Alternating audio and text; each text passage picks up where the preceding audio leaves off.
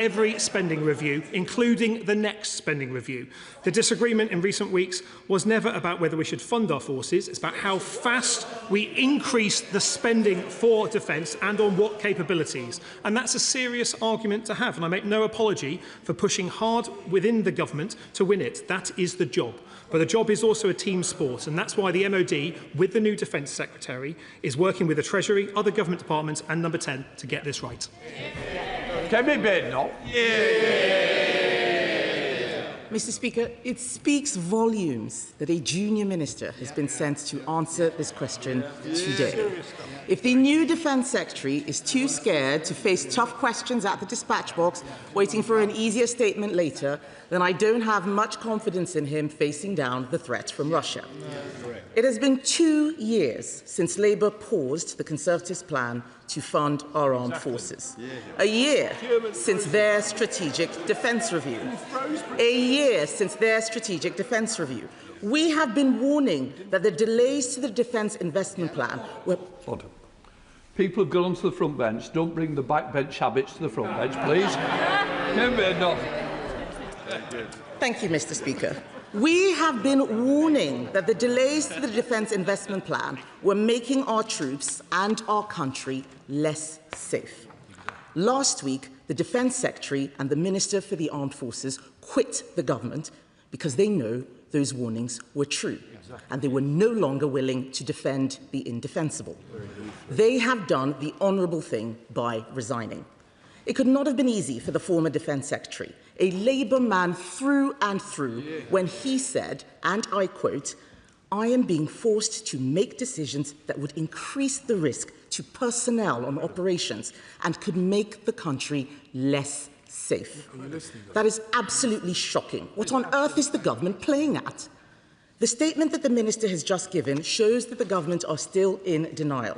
He did not say that there would be extra money for the Defence Investment Plan, as his former mentor, so he says, asked for. The Prime Minister needs to tell the Chancellor to find the money.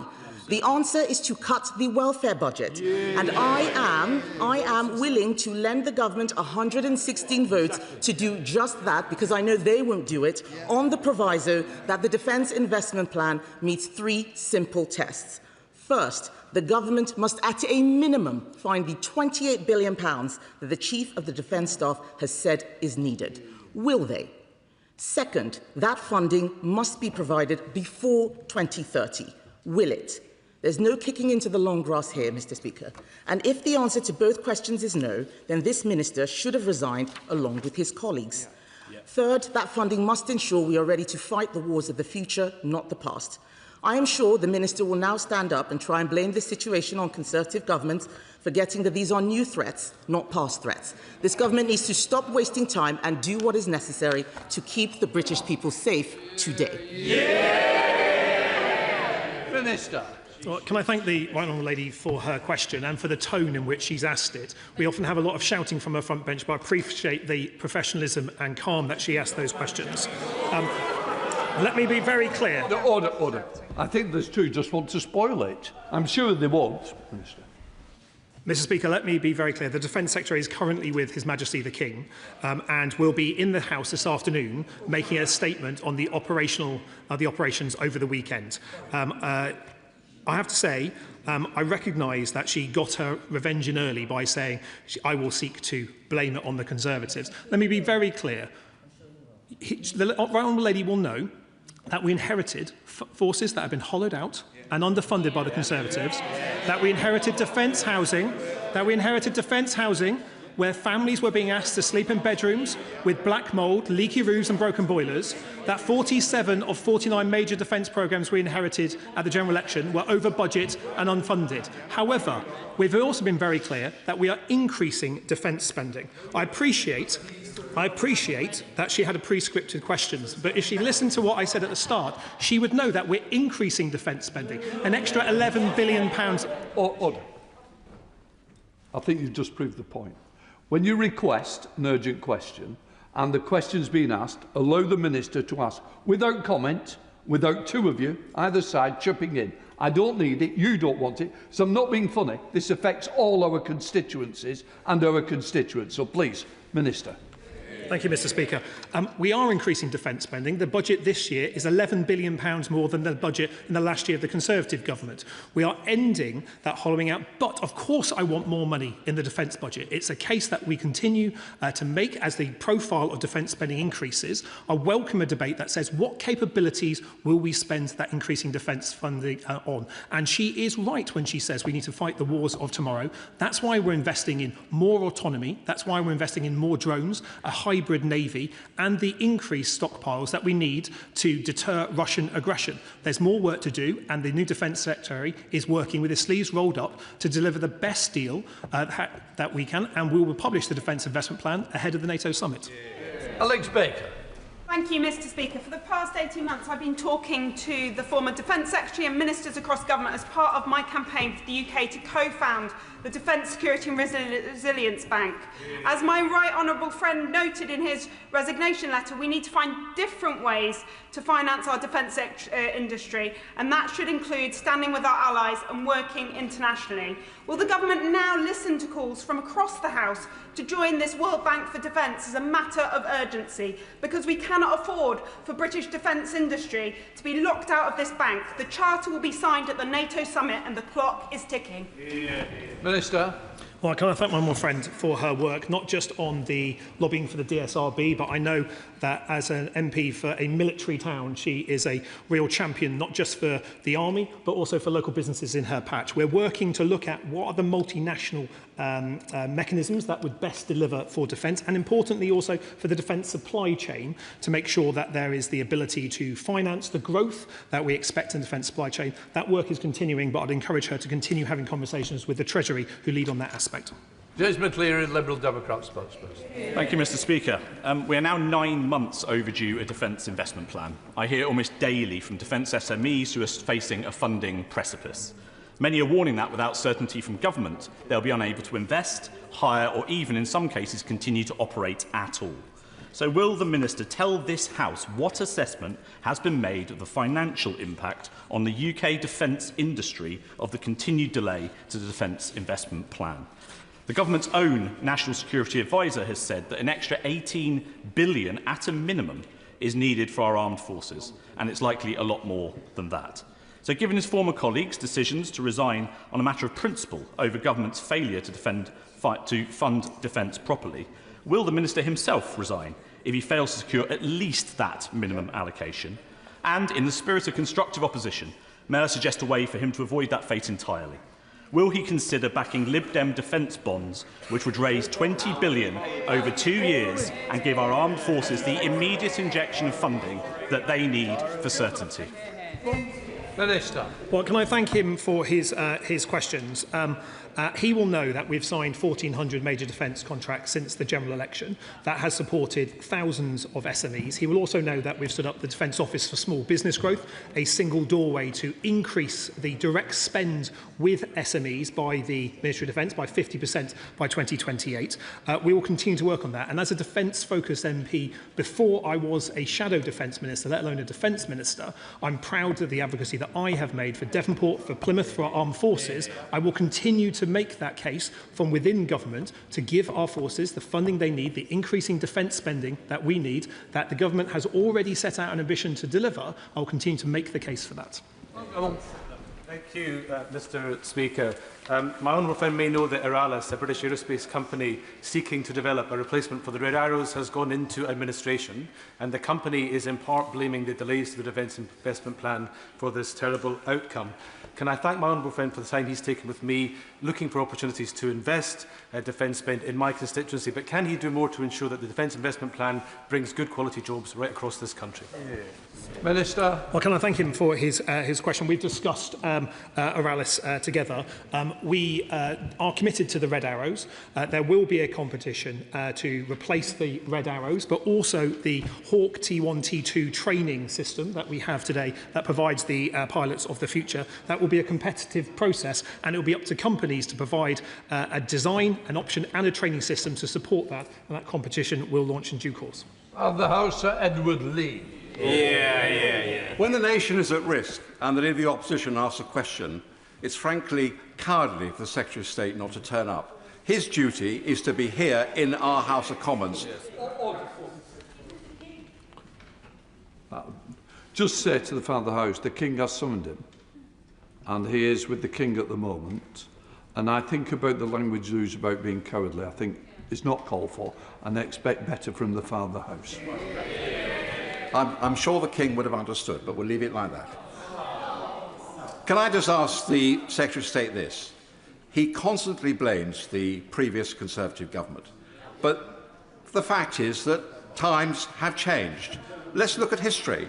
When we were in the same situation in the 1930s, we were only spending 2.5% in 1935 on defence.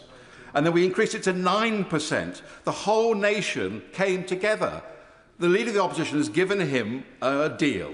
We will combine with him to slash the totally huge welfare budget. We will help them meet what the previous Secretary of State wanted. Why did the previous Secretary of State resign? Minister.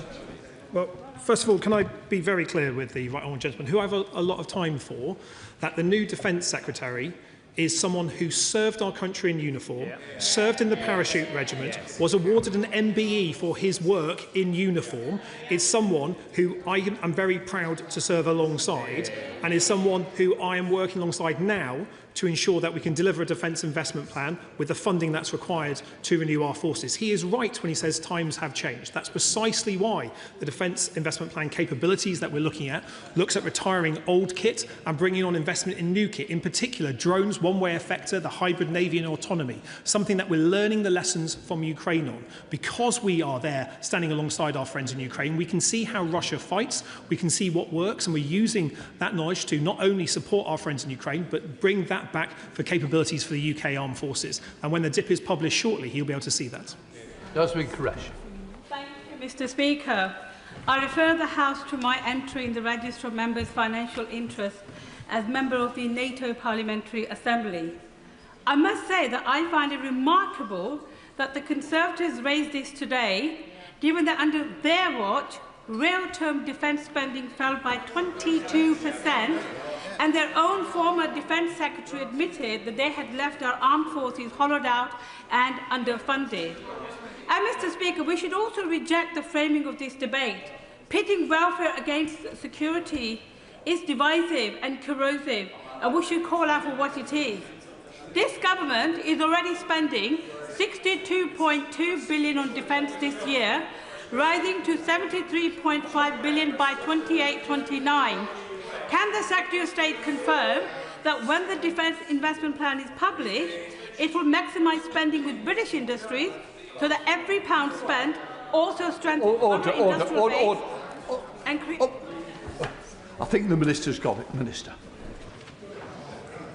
Thank you, Mr. Speaker. Can I say to my honourable friend that I remember sitting where the Leader of the Opposition is now when the then Defence Secretary, Ben Wallace, described the hollowing out and underfunding of the Conservative government. But let me also be very clear and answer my honourable friend's question directly. I want more of a rising defence budget spent with British companies.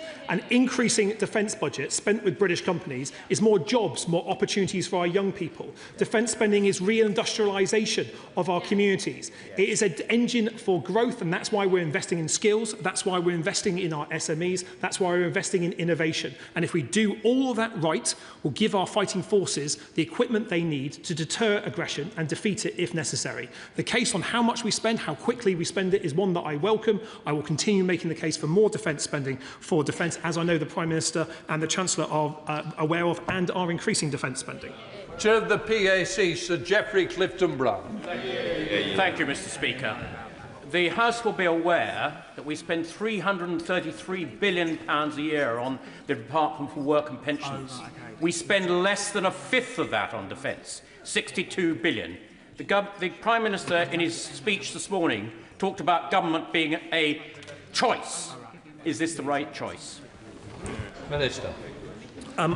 I have a lot of time for the right honourable gentleman, and he will know that much of the budget that he described from DWP pays pensions, pays benefits for those people who can't work, and where people can work, we're giving them support to get back into the economy, to get back into work, and that's an important part of a Labour government's mission to help everyone work if they can. Now, his case that he makes for increasing defence spending, I think, is one that is part of this debate. I'm equally interested in not just what is the total figure, but on what capabilities are we spending it on. And so it's not just about a calendar day when a document gets published. Let's also make sure that in this debate we can say what capabilities, what drones, what ability in our hybrid navy, what do we need to invest in to create the deterrence that we need and to increase our warfighting readiness. That is a good debate to have. Jane Kirkham. Thank you, Mr. Speaker. This government is not year zero. The 2.5% target hasn't been hit since 2010, the end of the last Labour government, and there's been an extra 11 billion since the end of the last government. I met my ex-husband in the Fleet Air Arm in 2003, just in time to witness some of the hollowing out of the armed forces, with the loss of capability and good people. I want to thank my honourable friend for providing the continuity needed for these detailed negotiations. Can he confirm there will be a fully funded plan on defence for the first time in a generation by the NATO summit? Minister. Well, can I thank my honourable friend for her work? Not only is she a good voice in support of the armed forces in her constituency, she is one of the loudest voices in support of the Royal Fleet Auxiliary, a really key part of our military apparatus and something that we are continuing to invest in. She's right that we will publish a fully funded defence investment plan ahead of the NATO summit in only a few weeks' time. It is the first time in 20 years that we've had a line-by-line review of defence spending. It does look at the capabilities we need, the investment not just in kit and equipment, but also in our people and our estates. Monica Hardy. Thank you, Mr. Speaker. Yesterday, at the glorious Princess Alice Summer Fete in my constituency, I met Glenn, Royal Navy vet, whose last deployment was aboard HMS Broadsword. He said to me, "What are they doing to the Royal Navy? I want you to represent me and tell them that they need to sort it out." So I am, Mr. Speaker, telling them to sort it out. What is our government bucking, taking the responsible decisions to fund the defence investment plan properly, and why are they disregarding the Liberal Democrat proposals to fund it through defence bonds, rising up to £20 billion over 2 years, so that Glenn and other vets are proud of the services rather than despairing that they used to serve so well? Well, HMS Broadsword was quite a ship. I remember going on her when I was growing up in Plymouth many, many moons ago. And that is a good example for what we are doing. We're having to retire old capabilities. The frigate force in particular, the Type 23s were run on far too long. They should have been replaced long before the orders were placed by the last government. That is creating difficulties in the frigates we have. But let me tell Glenn and the House what we're doing about it. We're investing in a new hybrid navy with more autonomous uncrewed capabilities. We're installing Dragonfire, our directed energy weapons system, on Type 45 destroyers. We're addressing the retention and recruitment crisis that saw so many of our Navy personnel hollowed out, especially addressing those shortage subjects like marine engineers, for instance, and making sure that we're giving our Royal Marines the latest kit and equipment, the new Kraken K3 Scouts for 4-7 Commando being a good example of how we're equipping our Royal Marines with the equipment they need. Thank you, Mr. Speaker. And as the Minister will know from his many welcome visits to the Filton and Bradley Stoke constituency, my community is proudly home to MOD Abbey Wood, the Centre of Defence Equipment and Support, and many brilliant defence companies of a wide range of sizes. Could the Minister please set out how he expects the Defence Investment Plan to support important businesses like these? Minister. Well, can I thank my honourable friend for her question? She's right, I've had a lot of good times in Filton and Bradley Stoke, not only with the amazing people that work at the National Armaments Directors Group at Abbey Wood, people who work tirelessly to give our people the kit and equipment they need, but also seeing some of the superb work that Rolls-Royce are carrying out, for instance, not only in supporting GCAP, but supporting the operational effectiveness of our air platforms today. There's other businesses, large and small, in her patch that will benefit from the 10 years of certainty that will come from the Defence Investment Plan, and it will be published before the NATO summit. Gavin Williamson. I think we all very much welcomed the amazing work that Lord Robertson did along with his team, including General Barrons and Fee Hill. Those 62 recommendations that were put there, how many of those recommendations are the government still committed to? All of them. Chris Moore. Thank you, Mr. Speaker. The Minister will know that Redditch is home to many businesses who proudly support our armed forces. I think he may have just touched upon this in the previous answer, but can the Minister confirm that when the Prime Minister does go to the NATO summit next month, that the DIP will be published in full? Minister. Can I thank my old friend for his question? Yes, we will be publishing the DIP ahead of the NATO summit, as the Prime Minister has set out now for a number of weeks. That DIP will not only set out the kit and capabilities, importantly, unlike the defence equipment plans that we inherited from the party opposite that were unfunded with an £18 billion black hole in their equipment plan, for instance, the DIP will also look at the estates, the housing situation and our people. Vital enablers of a whole defence project. That's why a line-by-line review that has highlighted the mistakes, the lack of support contracts that we saw from the Conservatives, for instance. It will be a funded plan, as I've set out, and it will be published ahead of the NATO summit. Andy Kruger. Thank you very much, Mr. Speaker. The defence funding is obviously very late, and clearly it's going to be inadequate as well. But an even greater scandal is surely the fact that the spending itself is so poorly conducted. Our procurement system is slow, wasteful and outdated. He praised them earlier, but does he not accept that the bureaucrats who gave us the Ajax programme cannot command the confidence of the armed forces? Does he acknowledge that the part of the MOD that he oversees, procurement, is slow, wasteful, it procures outdated equipment, it is the most dysfunctional part of the British state? I mean, that sounds like a very good description for when he was a Conservative of his government's record on procurement. But let me say this very simply to Reform. Where is your defence spokesperson? Where are they? Reform MPs are often missing from defence events. Where are they? Let's make sure that we have the investment, because I want to see armed forces that stand up to Russia, not Reform politicians that accept bribes from Russia. Thank you, Mr. Speaker, and I thank the Minister for coming to reply to this UQ. One area which has been truly shocking for many years is the condition that our armed services are forced to live in. Disgraceful, appalling conditions. The Minister is aware that the Defence Housing Strategy launched last year, and I thank him for giving me a briefing on that. Part of that is funding from the Strategic Defence Review. Can the Minister outline that that funding is still secured? Obviously, we are seeing concerns with the overall defence investment plan. Well, can I thank my honourable friend for her question?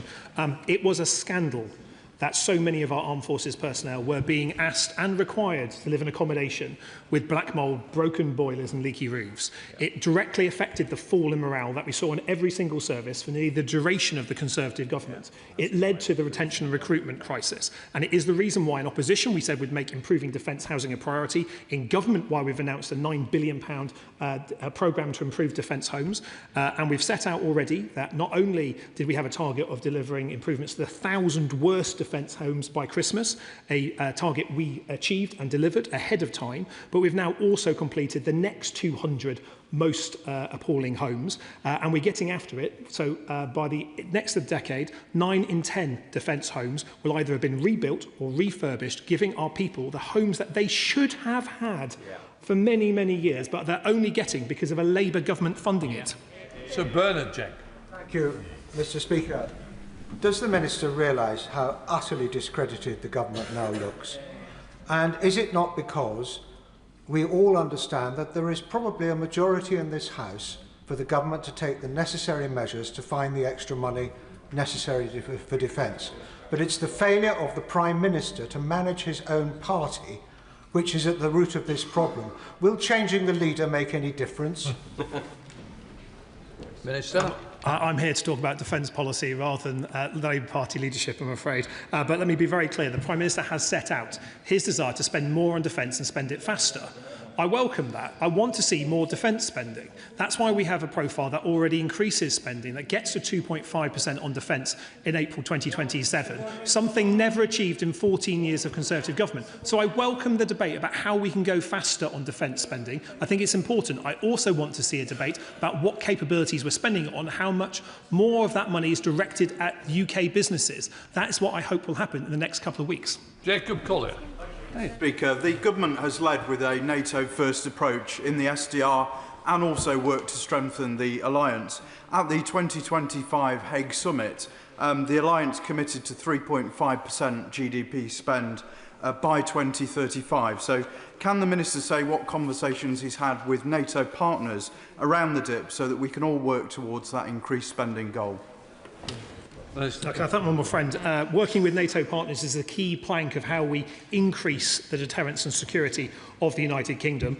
In the past few days, I've had conversations with our friends in Norway around how we can build a combined frigate force. I've had conversations with our French, German, Polish and Italian allies about how we can bring forward more defence investment, working together on a number of capabilities. We'll continue to do that, but as my own friend has set out, we are committed to 3.5% of defence as part of 5% being spent on national security by 2035, 3% in the next Parliament, and I will continue to make the case for increased defence spending and more capabilities for our armed forces. Cameron Thomas. Thank you, Mr. Speaker. I wanted to put on record my respect for the members for Royal Marsh and Conisbrough and for Birmingham Selly. Both served in the roles they relinquished last week with the sincerity and integrity those roles demanded. Each should be commended for having put the needs of our country before their own this past week, citing the government's underwhelming commitment to defence investment. Of course, the rest of us will just have to take their word for it. I also have great respect for the Secretary of State for Defence incumbent. I know he's with the King this week and unable to explain what it is about the government's approach that inspires him but not his predecessor. In his absence, I wonder if the Minister could explain to us when we will see the defence investment plan that he has now been left to front. I thank him for his question. It's the same answers I've been given for quite some time. The Defence Investment Plan will be published ahead of the NATO summit in only a few weeks' time. But can I join him in his words of thanks to the previous Defence Secretary and also the previous Minister for the Armed Forces. Having two people with a passion for defence serving alongside has been a real privilege for me. I share that passion and commitment for the new Defence Secretary. We've got a job to get this right. We know it's important, we know it matters, and that's why we're continuing to increase defence spending. A debate that says how quickly we're increasing that defence spending and what more can we do is a debate that I welcome. But let's also make sure we're talking about what we're spending it on and make sure within that debate it's not just kit and equipment, it's our people as well that get a mention. So we are talking this afternoon of spending, but modern warfare, like warfare since time immemorial, depends on the bravery of our fighting men and our fighting women. But we also need nimble and effective industrial base, for we used to have arrows, then there were bullets and shells, now drones and tech. So how can we be best prepared for the next war and support the SMEs in places such as Suffolk? Well, can I thank him for his question? He is an assiduous raiser of the people in terms of tech. But I visited Suffolk, and it is an area where I've seen SMEs do really well. Indeed, I've been to a drone manufacturing company from Ukraine set up in that part of the world. We need to learn the lessons from Ukraine, and that means more autonomy, more drones, more joined up way of thinking, a change in the way we fight, if only because the way that Russia has fought in Ukraine shows that some of the doctrine that we've traditionally worked on, that we inherited from the Conservatives, about what's the difference between the close and the deep, how does artillery and drones work together, how can you hold ground and take it, have changed fundamentally. That's why we're setting out in the Defence Investment Plan the implementation of the SDR that starts that process that gets us to a more lethal force. Julian. I know the Minister accepts that I've criticised successive governments for not spending anything like the 4.5% that Margaret Thatcher used to spend on defence at the height of the Cold War throughout the 1980s. But does he accept that the service chiefs have made an objective assessment of the government's own strategic defence review and have arrived at the conclusion that the sum of £28 billion is necessary to implement it over, I believe, a 4-year period? If he accepts that, how can he possibly go along with an offer from the Treasury of less than half the total needed?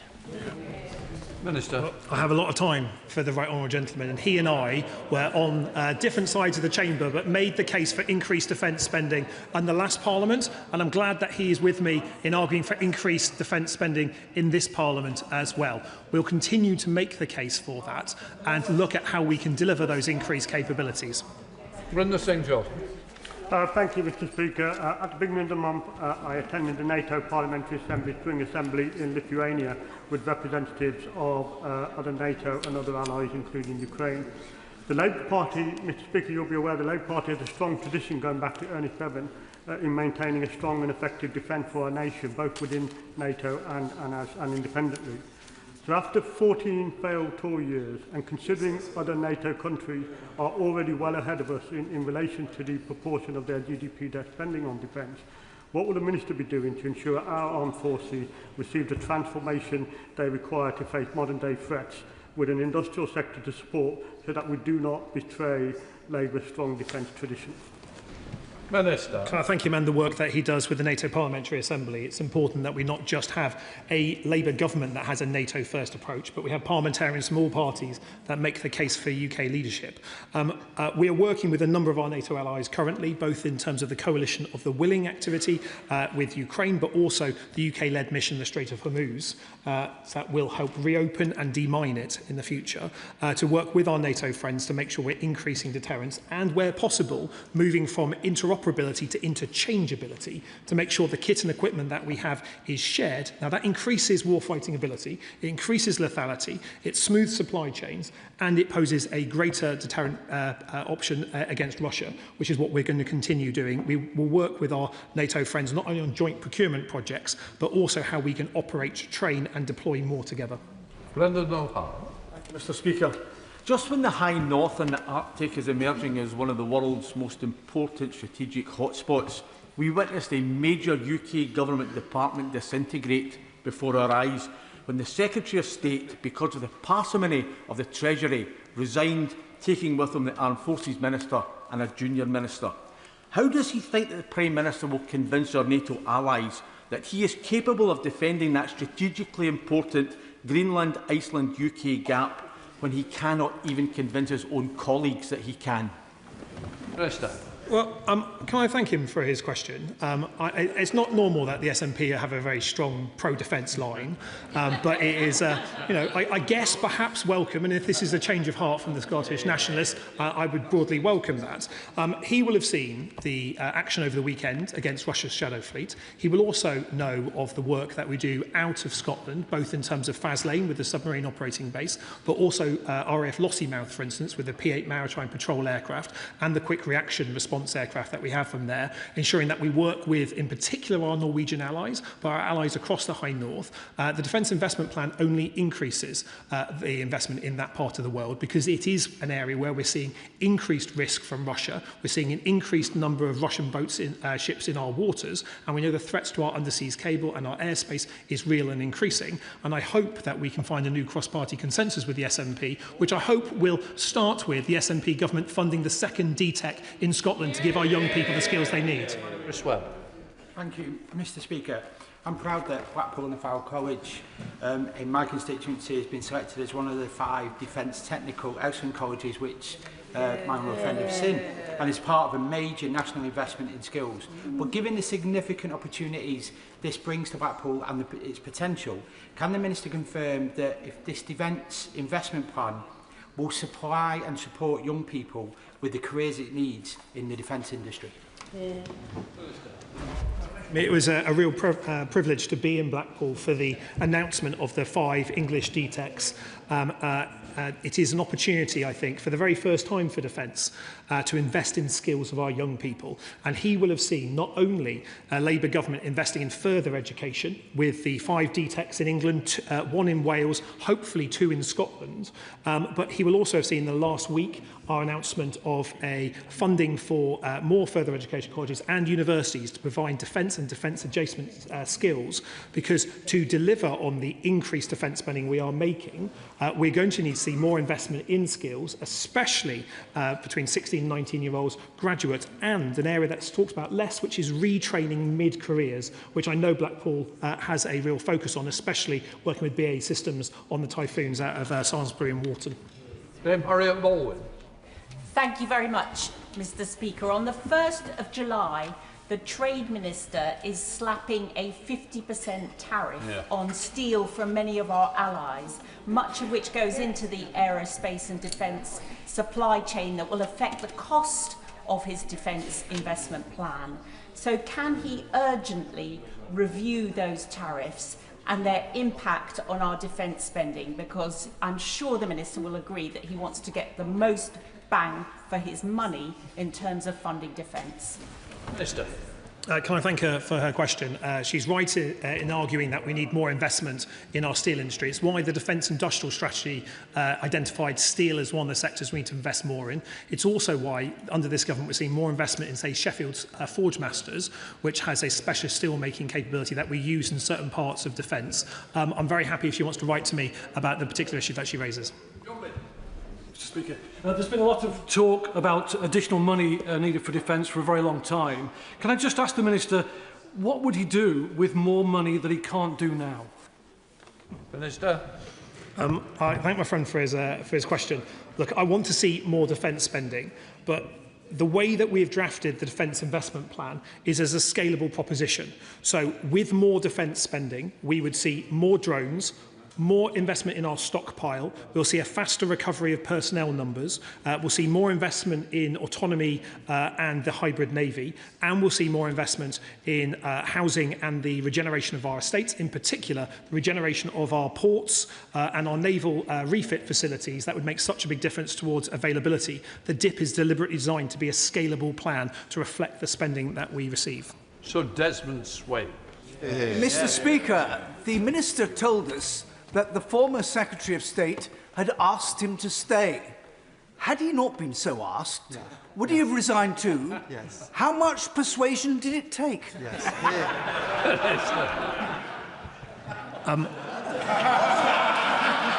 Here's a good one. I have to say, as someone who comes from a defence family, who's believe the opposition's size. Let's talk about those people who have a proud military family that they come from. I'm proud that my old man was a submariner. I'm proud of his service. I represent a military city. It has taken years upon years to get a Labour government. I respect the decision that my former ministerial colleagues made. I decided to stay. I was encouraged to stay. There's a good reason for doing so. And given the activities that we've seen over the weekend, I can say that I'm proud to be continuing to work alongside some incredibly brave and professional people in our armed forces to keep our nation safe. Adam Jogi. Thank you very much, Mr. Speaker. I acknowledge the service of my right honourable friend, the member for Royal Marsh, and those who worked in his office, and I'm very sorry to see them go. Mr. Speaker, I thank the Minister for his response, but I have to say to him, this is one heck of a mess. I know how difficult it can be to work with the Treasury, and I know there's much we have to do, but my constituents want to know that we'll do whatever we must to keep them safe. So when I go home on Thursday, how can I tell them that we will? Minister. Can I thank him for his question? Look, we are already increasing defence spending. We're already renewing our forces. We're already fixing defence housing. We're already increasing the pay of our armed forces. We're already tackling the toxic culture that existed in our armed forces to make working in defence good for every single person. But I want to see that go faster, go further. With more defence spending, we can deliver more and greater deterrence and greater lethality. A debate around increasing defence spending is a welcome one for me as someone who feels passionate about defence. I have a lot of time for the former defence secretary and the former armed forces minister and the arguments that they have made. I want to see more defence spending. The new defence secretary wants to get the best deal for armed forces. And I know the Prime Minister and the Chancellor equally are planning to increase defence spending. A debate that says how fast, by when and spending on what is a debate that I welcome. Sir Jeremy Hunt. Mr. Speaker, I recognise the Minister has a difficult job to do today, but has he not noticed that even though Labour has 3 times more MPs, there have been nearly twice as many Conservatives here today? And is that not because his colleagues are voting with their feet and saying that the former Defence Secretary was right and cannot defend the indefensible? Minister. Can I thank the right honourable member for his question? As he will know if he was in more defence questions, I like defence scrutiny. I like defence debates. And as far as I'm concerned, Mr. Speaker, let's everyone go round again, because the more questions on defence, especially on capabilities, not timing, not what happened last week, but on the capabilities we need to invest in, is a debate that I welcome. Andrew Lewin. Thank you, Mr. Speaker. The past is a story of the Conservatives hollowing out our defence. The present is a story of this government spending more than they did at any time over 14 years. But my question is about the future. Our brave allies in Ukraine have revolutionised warfare. They might want to listen to this. It's serious. They have shown the effectiveness of drone technology. They are turning the tables on the Russians. In the Defence Investment Plan, how can we learn from our allies in Ukraine? Minister.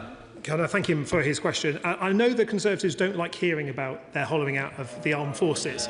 That is what we inherited. That's what we're trying to put right. And if they had spent the level of defence spending they now argue for when they were in power only 2 years ago, perhaps we wouldn't have such a big challenge today. I don't like it when they groan about our armed forces. I don't think it's respectful enough for what we need. However, but for his question about here, when we look at Ukraine, we can see not only the drone technology, we can see the way that's changing with an electronic warfare environment. We're supporting that. We're buying 120,000 drones this year for our friends in Ukraine, utilising cutting-edge British technology, some brilliant British companies working with brilliant Ukrainian companies. And we're not only looking at small drones, we're not just looking at the EW environment, we're not just looking at radars and command and control systems.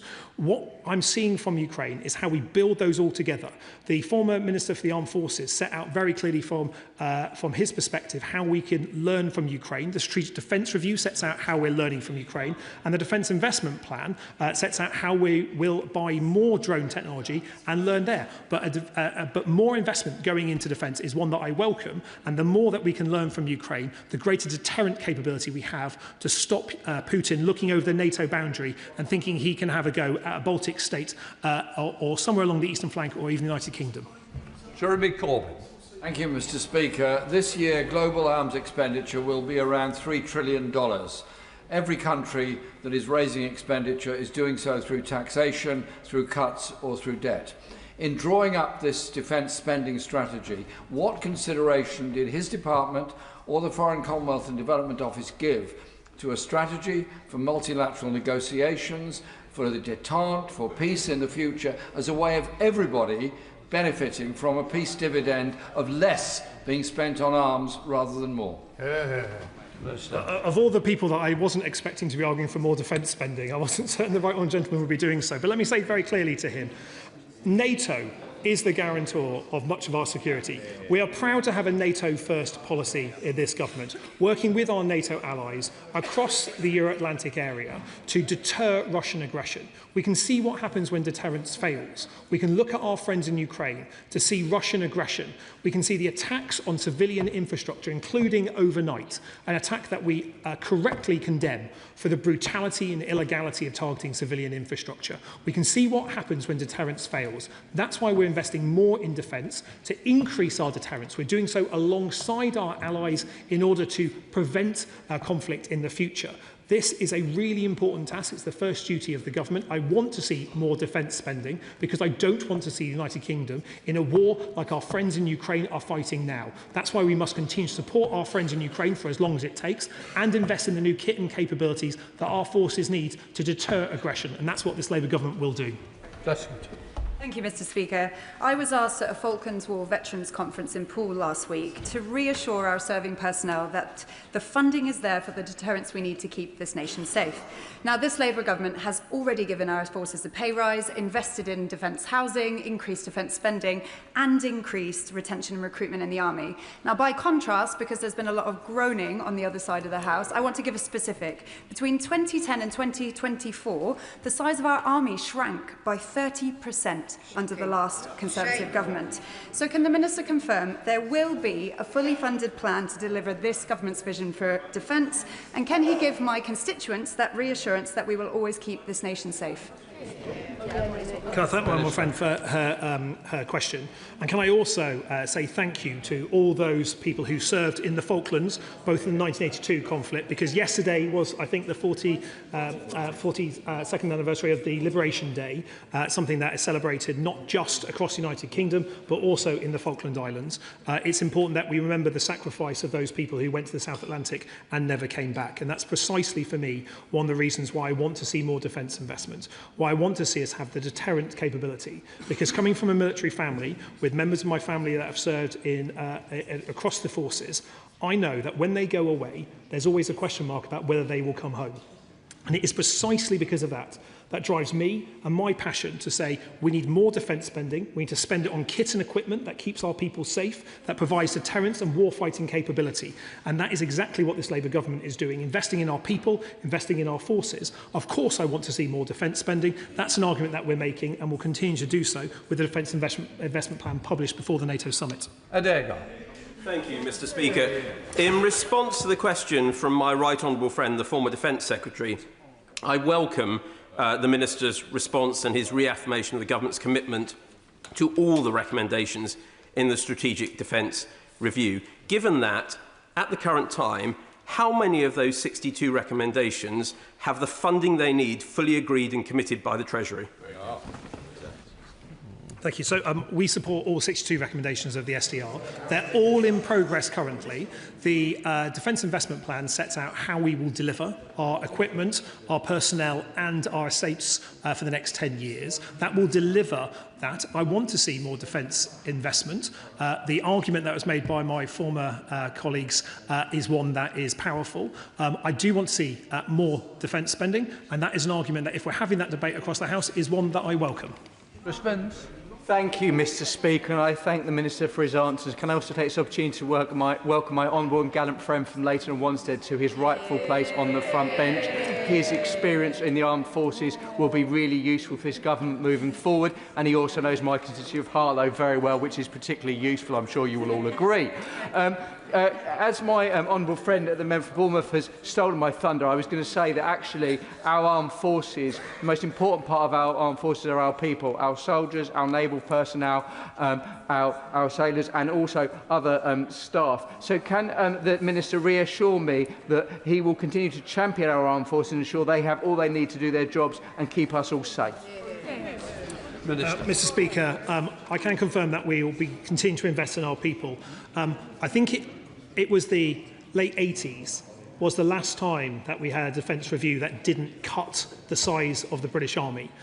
In the Strategic Defence Review that was published under this Labour government, we announced that we will increase the size of the British Army to 76,000. We know that the Army strength fell considerably under the Conservatives. We know that we've seen a retention and recruitment crisis under the Conservatives for our forces. It is precisely that we've got after with the biggest pay rise for armed forces, action on housing and childcare, and I welcome my new colleagues, the new Minister for Veterans and People, but can I say I'm also really proud of the new Minister for the Armed Forces, another veteran serving in a key role, and both of them will do a good job for our nation. In his excoriating resignation letter, the genuinely honourable and genuinely gallant member for Selly Oak made it very clear that he was leaving not just because he considered the DIP to be underfunded, but more particularly because it planned to spend the money on the wrong things, preparing to fight the last war, not the war to come. He was right, wasn't he? Yeah. Look, I have a lot of time for the former Defence Secretary and the former Armed Forces Minister. I agree with much of the argument that they have made around the importance of increasing defence spending. It's the reason why I've set out continuously from the dispatch box today that I want to see more defence spending and I want to see it directed at British companies. I want to see us prepare to deter the next conflict. And so to do that, we need to invest more in drones. That's what the Defence Investment Plan will set out. But as I've set out also to a question from a colleague on my side of the House, the Defence Investment Plan is a deliberately scalable document that can reflect an increasing defence budget. That's what we're projecting over the coming decade, delivering our commitment to 3.5% on core defence by 2035.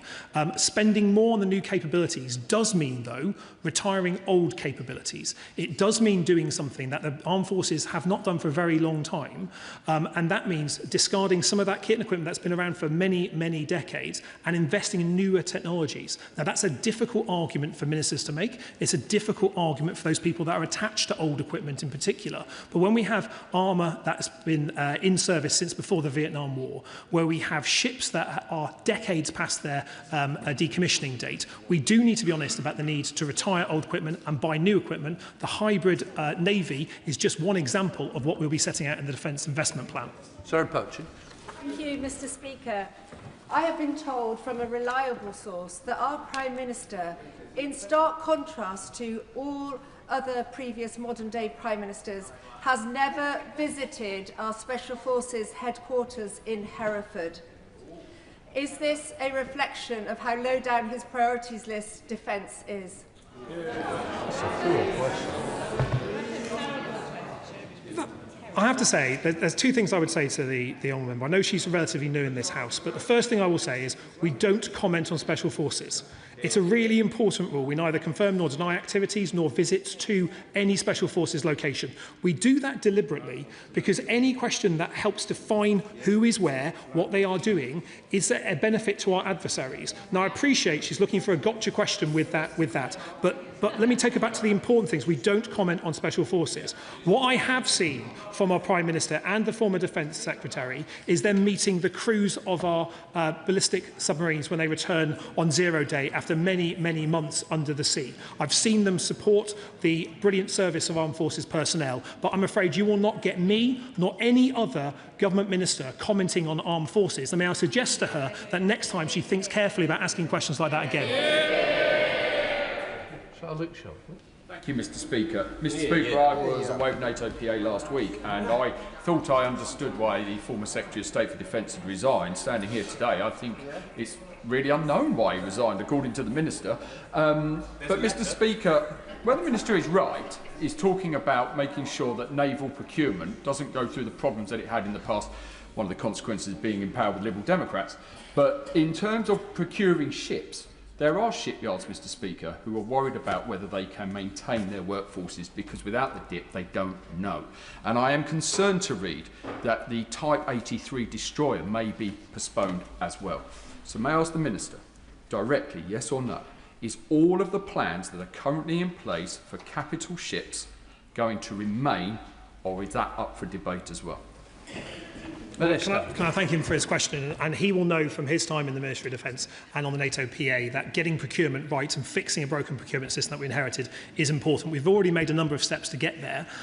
He will recall, I think, from the last urgent question on this topic last week that I answered around the Type 83. And so if he wants to look back on that debate, he'll get his answer to that one there. But let me say to him very clearly, we inherited an equipment plan that was overcommitted and unsuitable to the challenges that we now face. That's one of the reasons why we're looking to invest more in autonomy, more in hybrid and uncrewed systems, and especially for the Royal Navy, as he mentions, the importance of air defence, looking at how uncrewed systems can sail alongside crewed systems, providing the air defence bubble, learning the lessons from our friends in Ukraine and recent activities in the Middle East and Cyprus will be an important part, and he'll be able to recognise that immediately when he reads the DIP when it's published. Vicky Slade. Mr. Speaker, Martin from Wimborne contacted me at the weekend to share his suggestion to fund the Defence Investment Plan. He thinks that the Lib Dem idea of issuing defence bonds is a really sensible one, and has told me that in his view there are many people with money in cash ISAs who might be tempted to invest if the investment was taken out of their inheritance tax liability. So will the Minister confirm whether discussions are happening about innovative ways to access the capital needed to ensure that the DIP can be fully funded? Minister. Can I thank her for her question? And I think it was Martin, his interest in how we increase defence spending. She will know from the debates that we've had in this chamber that it's not just the Defence Investment Plan that we're working on currently. We're also looking at how, through a Defence Finance and Investment Strategy, working with our Defence Advisory Group for City Professionals, that we can look at accessing new forms of capital, both patient, sovereign, and a whole range of capital options. I know that she and her party are keen on the war bonds option. I may say I'm happy looking at the detailed analysis if her party has any on it. But what I would also say is it's not just investing in core defence that we need investment in, it's investing in the supply chain in particular. And that's especially true of those small SMEs with huge growth potential as to how can we ensure that they can compete for contracts. So it's one of the reasons we're looking at new ways of procuring, the commercial procurement model, learning lessons from Task Force Kindred for Ukraine procurement. We're bringing those into mainstream UK Armed Forces procurement to speed it up, which means more SMEs will be able to benefit from it, but more capital injection into defence, both from the government, as we're planning, but also from private sources is a good course. No, Shastrihurst. Thank you very much, Madam Deputy Speaker. Last week, the former Defence Secretary said that the Prime Minister was unable and the Chancellor was unwilling to fund the resources needed to tackle the threats facing our nation. Does the Minister agree with that assessment? And if not, why not? Minister. I've seen the Defence Secretary, the previous Defence Secretary, make the case for defence spending. I've seen the Prime Minister and the Chancellor increase defence spending since Labour came to office.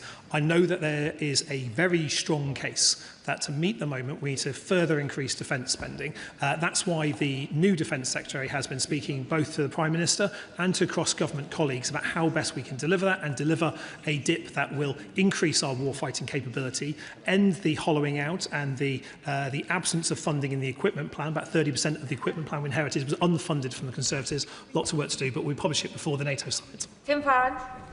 Madam Deputy Speaker, the sluggish and unambitious delivery of the Defence Investment Plan is not the only threat to our security.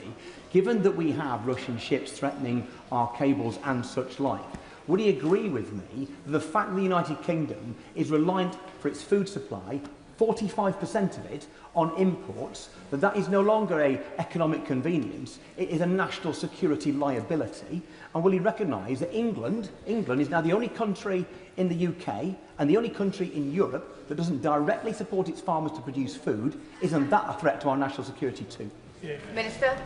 Well, when I held the Shadow Environment brief, he and I were in many debates where I made the case strongly that food security is national security. It's something that really matters. But he will also know about, he mentions cables as well, that we're investing in not only the operations that RFA Proteus, but also HMS Stirling Castle can undertake to support our undersea infrastructure. We need to continue to support those items, and he will see more in the Defence Investment Plan. DEFRA issues cover food security here, but I do agree with him that food security is national security. Dr. Keir Mullen. Madam Deputy Speaker, Madam Speaker, the former Defence Secretary knows what's in the Defence Investment Plan, thought it was inadequate and resigned as a result. I'm sure the Minister wouldn't be so shameless and disrespectful to this House to spend an hour defending that plan if he himself hasn't seen it in full. So a very easy question for the Minister, yes or no, has he seen the Defence Investment Plan in full? Minister. Yes, I've been involved with doing it. Let me be very clear. To answer his question in full, I know his front bench want to shout at me, but let them listen just for a moment. The Defence Investment Plan is a good, scalable plan that provides the capabilities.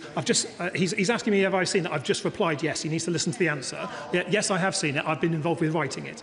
The plan itself is a good plan. The debate here is about the funding that goes into it. And I'm up for a debate that says, how do we increase defence spending? Because I want to see more capabilities. I want to see defence housing improve faster. I want to see more support and recovery of the strength of our armed forces. That's precisely what the Defence Investment Plan will set out. And making the case for more funding to go into that is a good one. Ayub Khan. Thank you, Madam Deputy Speaker. If there's anything the last few months has taught us, it's that military might is no guarantee of security. Trump deployed the full force of its military, dropping bombs and killing thousands in Iran. And it's brought nothing but mounting debt and a far worse deal than the one Obama struck without firing a single missile. In addition, Trump and Netanyahu wiped more than $2 trillion from the global economy and brought energy price hikes thought to have pushed 100,000 Brits out of work. Now, of course, that does not mean we abrogate our responsibilities and don't support our armed forces in personnel and the deterrence that we need. But unlike the opposition leader, does the Minister agree that careful diplomacy and tackling the cost of living crisis, especially for the most vulnerable, does more to bring security than any bomb? Try and keep it short, Minister. Yep. Can I recommend to the honourable gentleman that he reads the new defence diplomacy strategy that we published a few months ago to deliver on what he's just asked me? Rebecca Ford. Thank you, Madam Deputy Speaker. Members of 42 Commando Royal Marines, led by Commanding Officer Tom Quinn, were a key part of the seizure of the Russian Shadow Fleet vessel yesterday morning. Now, it's clear that our Royal Marines will always deliver for this country. They are world class, and I've had the privilege of seeing them in action at their home in Bickley Barracks in my constituency. But their ability to succeed can only be sustained if we invest in our defence and prepare for the wars of tomorrow. The former Armed Forces Minister, a former Royal Marine himself, said in his resignation letter, "We're still purchasing capability suitable for the last war, whilst our adversaries arm for the next one." Does the Minister agree? Can I thank her? As a fellow Plymouth MP, I was exceedingly proud of the Royal Marines from 4-2 Commando in Plymouth for participating in the action. If you were to look at 4-7 Commando, another Royal Marines unit based in Plymouth, she will be able to see some of the new capabilities that we've bought to support them. The Kraken K3 Scouts, for instance, will continue giving our Royal Marines the capabilities that they have, because the Royal Marines have a bright future ahead of them and superb professionalism, as we've seen from the weekend. Robin Swan. Madam Deputy Speaker. The Minister said that the Defence Investment Plan will be published following a line-by-line review. It's obvious that the previous Secretary of State resigned because he could no longer review it downwards any further because of the actions of the Treasury. He's also said it's scalable. What assurances can the Minister give that it's scalable upwards in regards to spend and not downwards, as the Treasury has already said that they're unable and unwilling to fund it further? So we're already increasing defence spending. We will continue to increase defence spending. The Defence Investment Plan is designed to be scalable to match that increased defence spending. The question is what profile that increase should have. I'm always going to be arguing for more defence spending, but we're increasing defence spending, and that's something that I want to see more of. Thank you, Madam Deputy Speaker. And the Business Secretary on the weekend said a lot of time and effort had gone into the Defence Investment Plan, but when pushed, he hadn't read it. The Defence Secretary and his colleague have read it and they resigned. Now, he said he'd read it in full. Why did he decide not to resign when his two colleagues in the department did resign? Minister. I answered that question in my early remarks. Jim Shannon. Thank you, Madam Deputy Speaker. Can I first of all put on record my thanks to the former Secretary of State and the Forces Minister for their principled stand in relation to defence spending. Over the weekend, one of the government ministers on the Laura Kuenssberg show referred to extra defence funding. The Minister, the new Secretary of State, which I welcome to his place, I wish him well, like the honourable and gallant member that he is. He also, I understand, is committed to extra funding. So as a DUP MP representing a region with a proud historic military tradition and a thriving defence sector and manufacturing base, what immediate assurances can the Minister give to the thousands of skilled defence, aerospace and maritime workers across Northern Ireland whose cutting-edge capabilities are vital to reinforcing our sovereign defence industrial base, and we must never compromise the territorial integrity of Minister.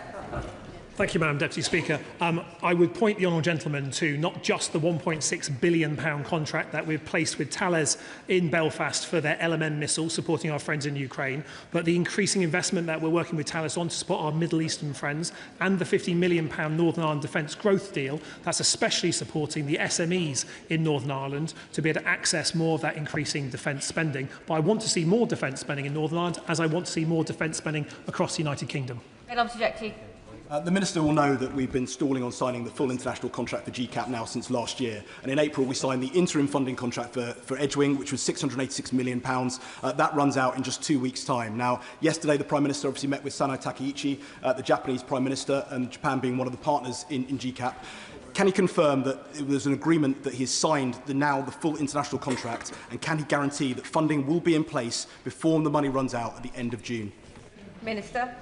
It's unusual for him not to be on the money in terms of the questions, but as the media reports from from the weekend's meeting make clear, we'll be signing the full international contract by the end of the month. We're committed to GCAP. Final question, Mike Wood. Thank you, Madam Deputy Speaker. The Minister was clear that the previous Defence Secretary asked him to remain in post. So will he be equally clear and tell us exactly what, in the letter sent by the previous Defence Secretary to the Prime Minister about the Defence Investment Plan last Thursday, he disagrees with? Minister.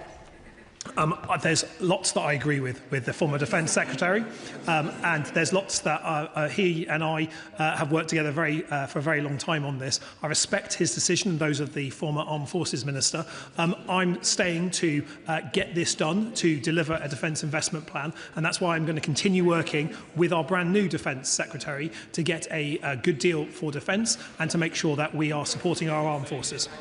That is the end of the question on the Defence Investment Plan. I'll give the front benches a moment or two to shuffle over.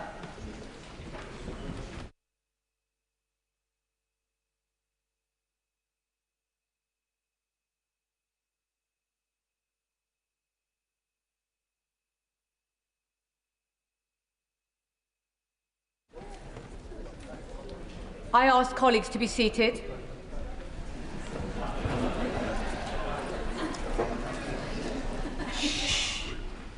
Before we come to the statements, I must place on record Mr. Speaker's disappointment that the Prime Minister has chosen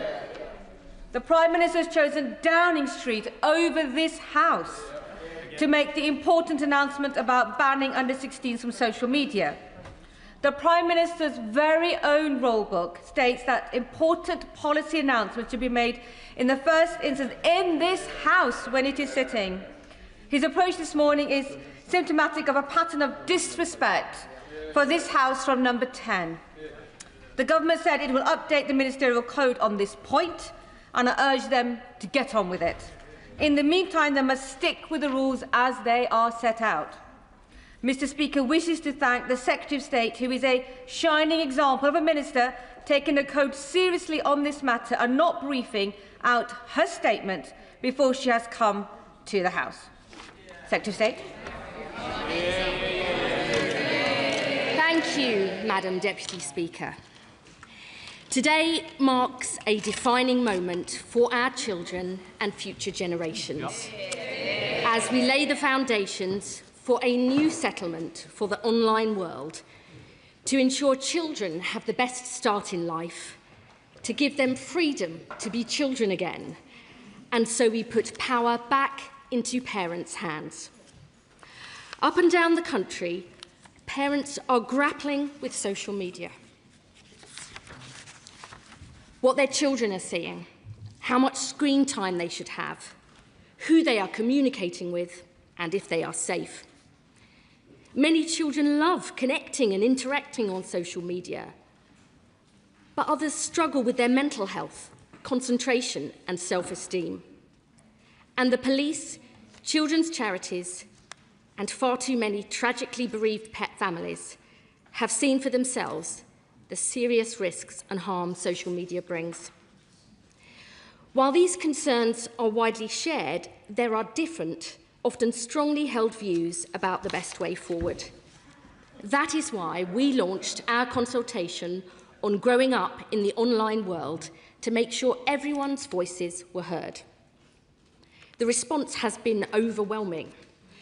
We've had over 116,000 replies, including 54,000 from parents and 14,000 from children. We've heard from charities, teachers' organisations, the police and medical professionals, and from countless members of Parliament too.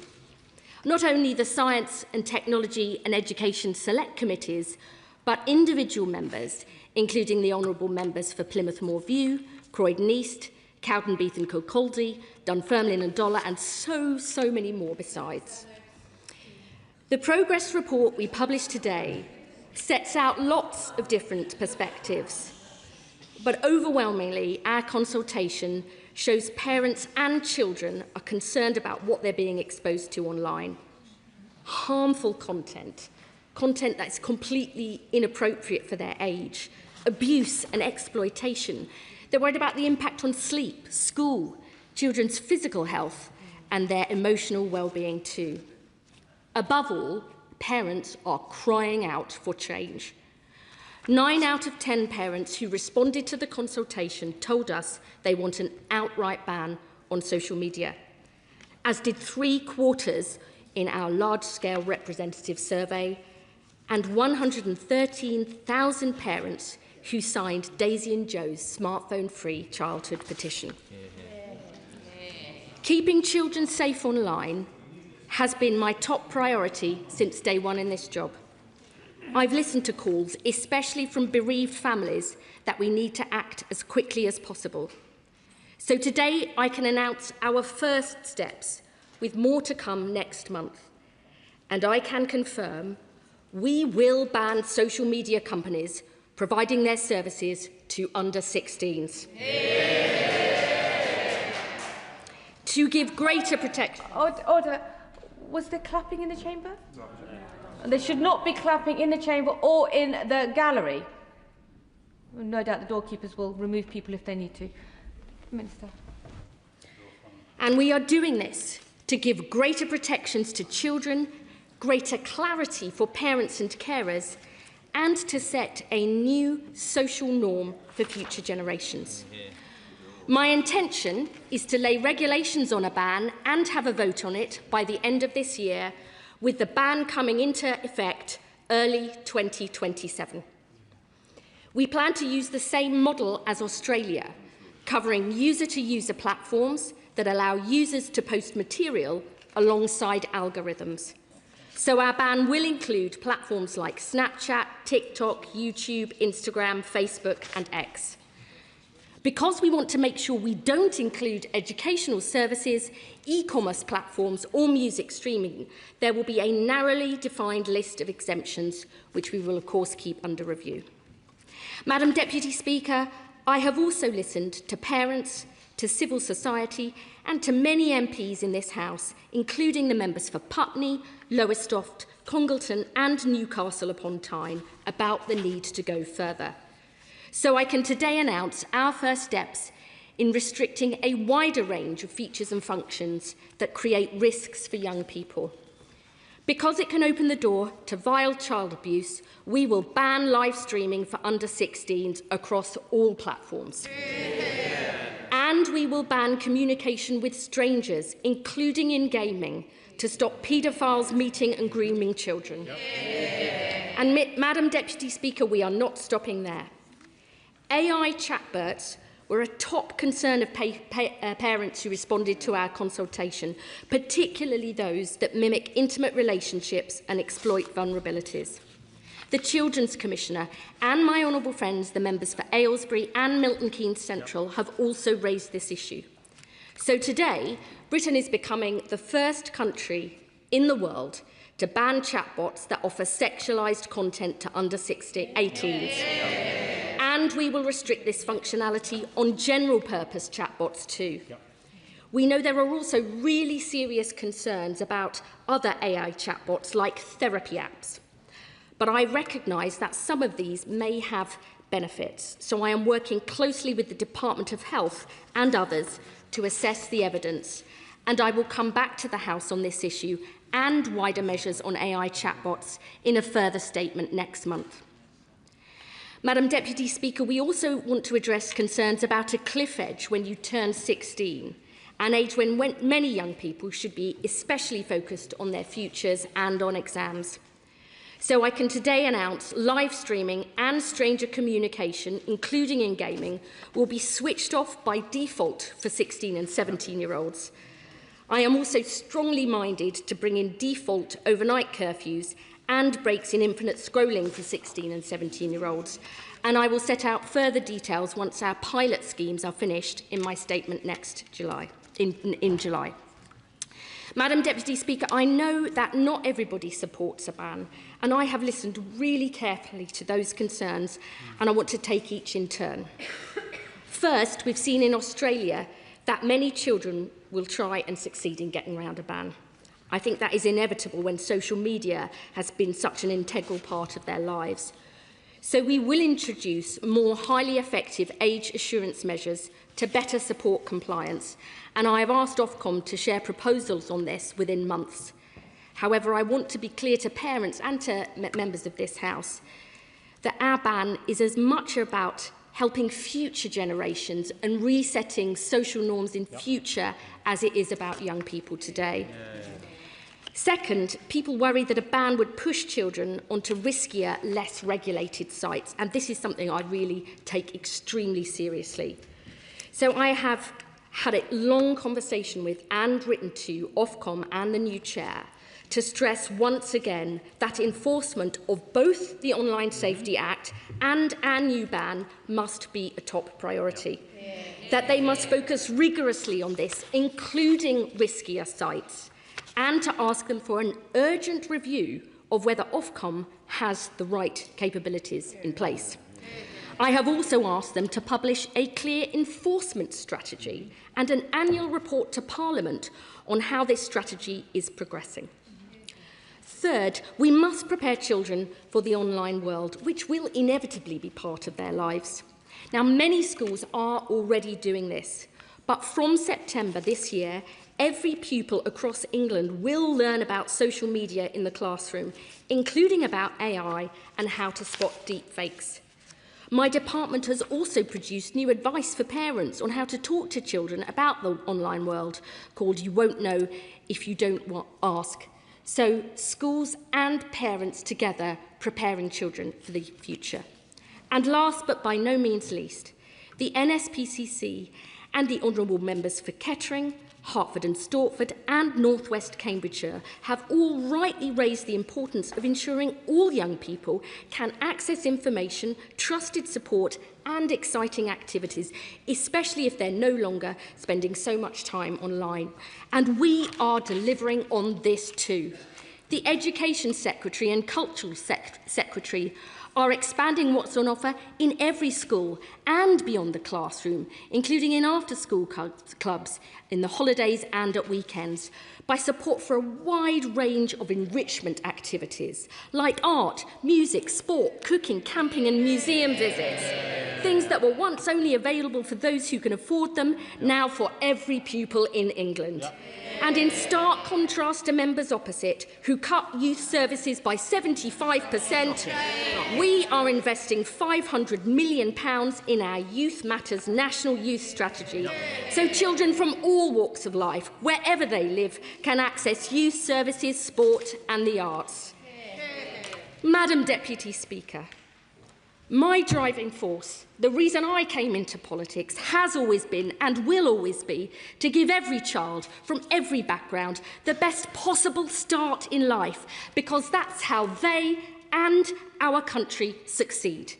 Today, we take a decisive step towards creating a safer, healthier life for our children and future generations, giving children their childhood back. I am clear-eyed about all the challenges social media brings for adults as well as for children, and that technology constantly changes. So today's announcement is not one and done or the end of the story. There is still much more to do. But this is a landmark day.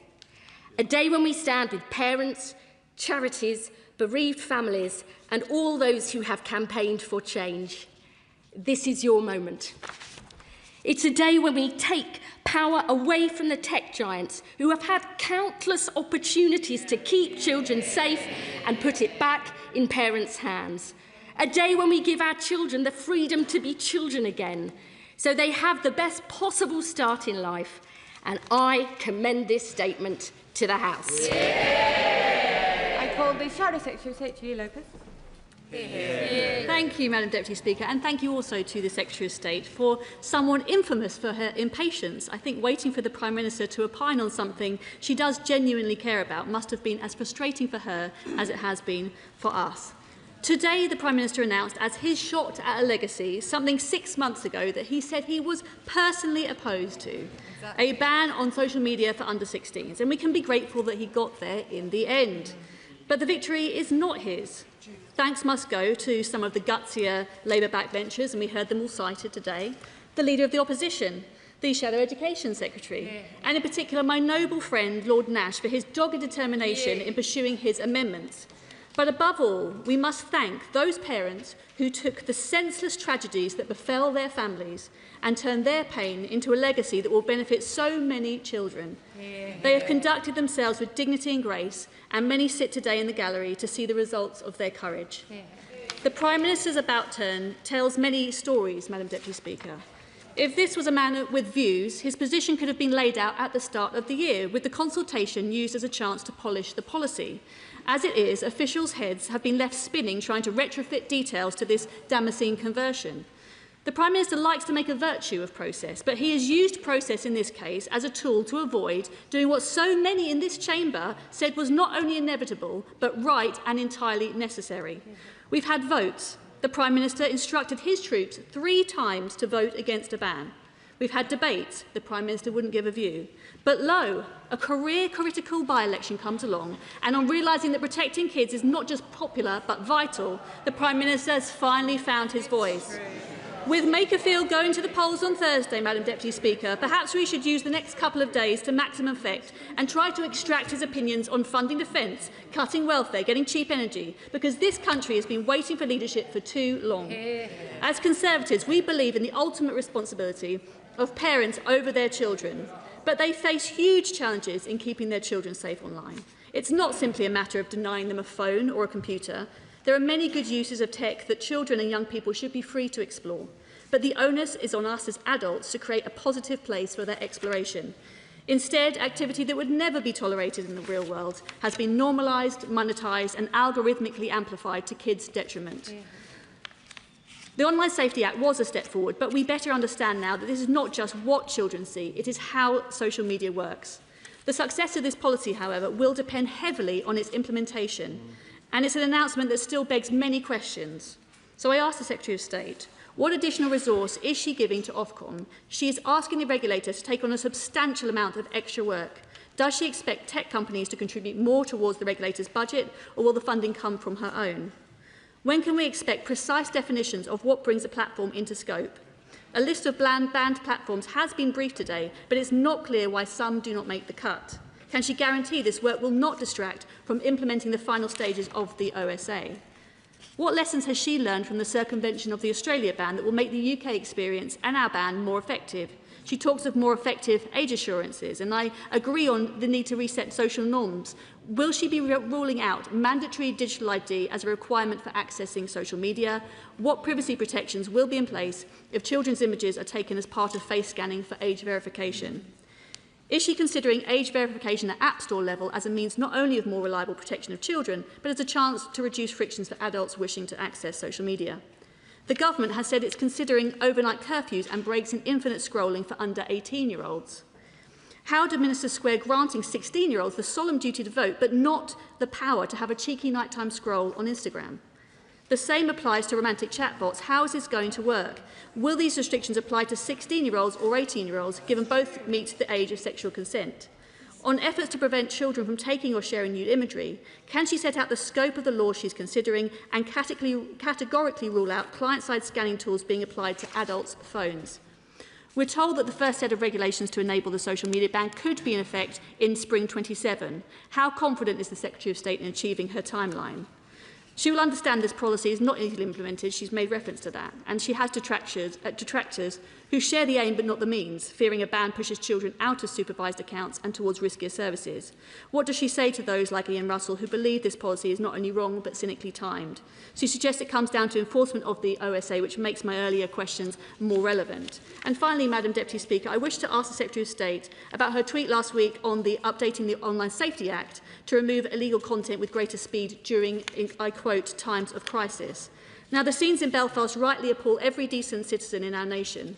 The vicious barbarism of Hadid al-Adid, just like the despicable murder of Henry Novak, has ignited anger and sparked protest that's led to indiscriminate violence against innocent people.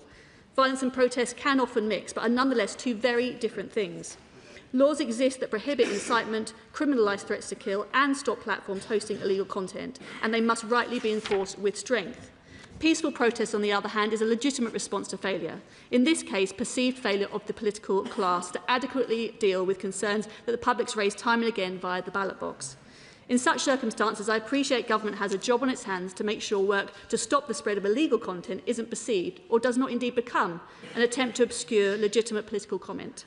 So I ask what powers are being taken, how will times of crisis be defined, and what assurances can the Minister offer the House that she understands if government does not get its approach right, any actions she proposes risk stoking the very unrest that her policy is designed to subdue. Madam Deputy Speaker, for too long we've implicitly decided that childhood and parenting must simply adapt to the darker manifestations of the internet as the reality of modern life. Giving parents the support they need is not the same as the state stripping them of their ultimate responsibilities. But when harm from social media to our children is real and growing, the time comes for action, even when the answers are not perfect. I look forward to working with the Secretary of State in making sure the implementation of her policy is as close to it as it can be. Secretary of State. I'd like to thank the Honourable Lady for her statement, and I'm very glad at the end that she said there they will work with us to make sure that we implement this effectively. I think that's extremely important. I absolutely agree that this is a win for all the parents who have campaigned for this, and especially the bereaved families who had to relive the horror of what's happened time and time again. She made some comments about the Prime Minister. I want to be really, really clear about this. The reason we are moving so swiftly on this is precisely because the bereaved families have said to us, the longer you leave change, the worse it can be for children, and I have really taken that to heart and moved as quickly as possible here. I think it was right to have the consultation, not just because there are different views, but actually what we've heard is so overwhelming. I think that builds support for the ban, and it means when we implement it, I hope it will last. And I would just say, the Online Safety Act did take 8 years from, the initial idea to implementation, and we've got to. The fact that this government has taken powers in the Children's Act means we can implement it in a much quicker. And as I said, I want the vote this year, by the end of the year, and I want it coming into force as early as possible, early first couple of months of 2027. She asked about Ofcom's enforcement and resources and capabilities. That's why I've asked them to do an urgent review. I would say they should look at their own resources first before coming to Parliament to ask for more, but I will of course look at what they say on that. She asked about the model that we're following. It is the model of We plan to follow the model of Australia, and that covers not just the companies I named in my statement, but others. That's publicly available. She rightly asked about highly effective age assurance measures. She will know these are already covered in the Online Safety Act for adults. Not all of those are appropriate for children. So we've asked Ofcom to look at this as quickly as possible to come up with what would work. I think that's really important. But privacy, as she will know, having read the Online Safety Act, is absolutely at the heart of those measures, and there are really strict requirements about any data that is collected, what it's used for, and how it should be deleted. The AI chatbot measure is for 18-year-olds and below, because we think that there are parallels there with issues like pornography. She also asked finally about my comments on essentially incitement to violence online. That's what I said, put out on X last week, which is if you incite violence online, it's the same as offline. And that's not acceptable. And this week in Parliament, we are laying Ofcom's updated code of practice about what to do during crisis moments, which essentially is you've got to take that illegal material down. I think most people in this country would agree that if you break the law, incite violence, you should face the full consequences of the law, whether it's online or offline, and that's what I support. And let me say this, I know normally in this House, there is a lot of theatre about the politics. I understand that. That is what this place is like. But I think the vast majority of members in this House do support a ban, and I hope we can all work together because parents, no matter what their politics, want the same thing. So let's crack on with the job. Select Committee Chair, Chiawara. Thank you, Madam Deputy Speaker. And as so many parents know, and as my committee's ongoing inquiry into digital childhood has highlighted, British children have been the subject of a malign mass experiment designed purely to optimise corporate profits with horrifying, though largely unmeasured, harms at an individual and population level. And successive governments have been too ignorant, too ideological, or too in hock to big tech to act. And so the Secretary of State is to be congratulated on taking action. However, my right honourable friend knows that a ban is riddled with problems. Workarounds like VPNs, services like generative AI or WhatsApp not included, new ones popping up. It does nothing to address the organised acceleration of misinformation, which harms our children and whose consequences we saw on the streets of Belfast. So can I urge her once again to revisit my committee's 2025 report and go after the advertising-driven business model, which incentivises these harms and which is largely unregulated, and also to impose transparency requirements so we understand the challenge we face. I want to thank my honourable friend for that, her question. I think I've said in this House before, I will again look at the recommendations in that report. My honourable friend, who is both in my department and the Culture Department, is actually chairing a joint task force on advertising to look at, how in the online world and what more we can do there.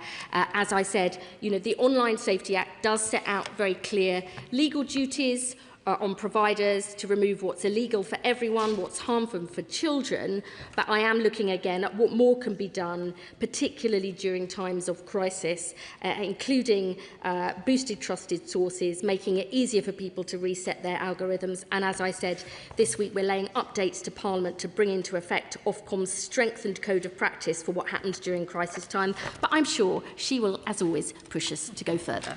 Liberal Democrat spokesperson Victoria Collins.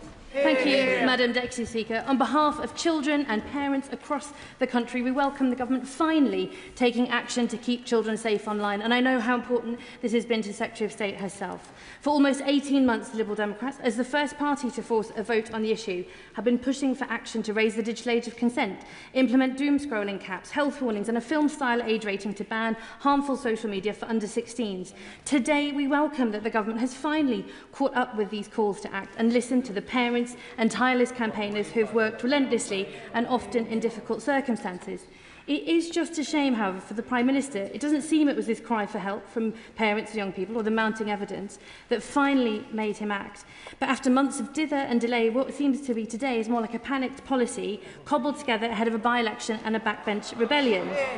With that last-minute rush, it's a real disappointment the government hasn't learned from Australia and other countries on how we can do better and deal with the root causes of online harm.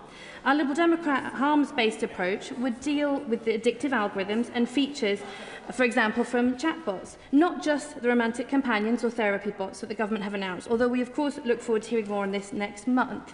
Our approach is supported by more than 40 charities and experts who stand up for children in a safer online world. There's a clear framework for new platforms and future harms that have already arrived, whereas Australia is playing a game of whack-a-mole. So what can we do so we can learn to do better? And why hasn't the government learned from this, just as the Secretary of State said she would? So how will the government protect children from emerging threats and addictive features elsewhere and not just prevent young people from signing up? How is the government deciding what platforms are included? What framework differentiates, for example, YouTube from YouTube Kids? And will children still be able to access YouTube without an account as they can now? What addictive features beyond infinite scroll will be tackled?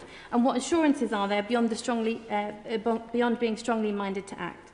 We don't mind the Prime Minister borrowing ideas on this. We just wish he'd borrowed all of them and sooner. And we, of course, continue to offer our services to work together. Our approach bans harmful social media for under-16s by default and sets a new safety standard to make the internet a truly safer place, just like standards for films and toys that we've had in the offline world for decades. Children are growing up in the attention economy, where their focus is being sold. They deserve a government that treats this as a seatbelt moment, not a press release for Makerfield. Will the Secretary of State use this opportunity to truly hold tech giants to account and back a harms-based framework that puts children's safety truly at the heart of this quickly changing technological world? I've got to admit, I'm not really sure whether she's for or against the ban.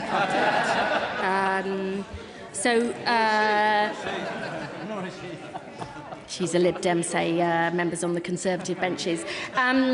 So she asked what model. I did say in my statement that it is the Australian model. We've learnt the lessons, which is why we are having a focus on more highly effective age assurance measures.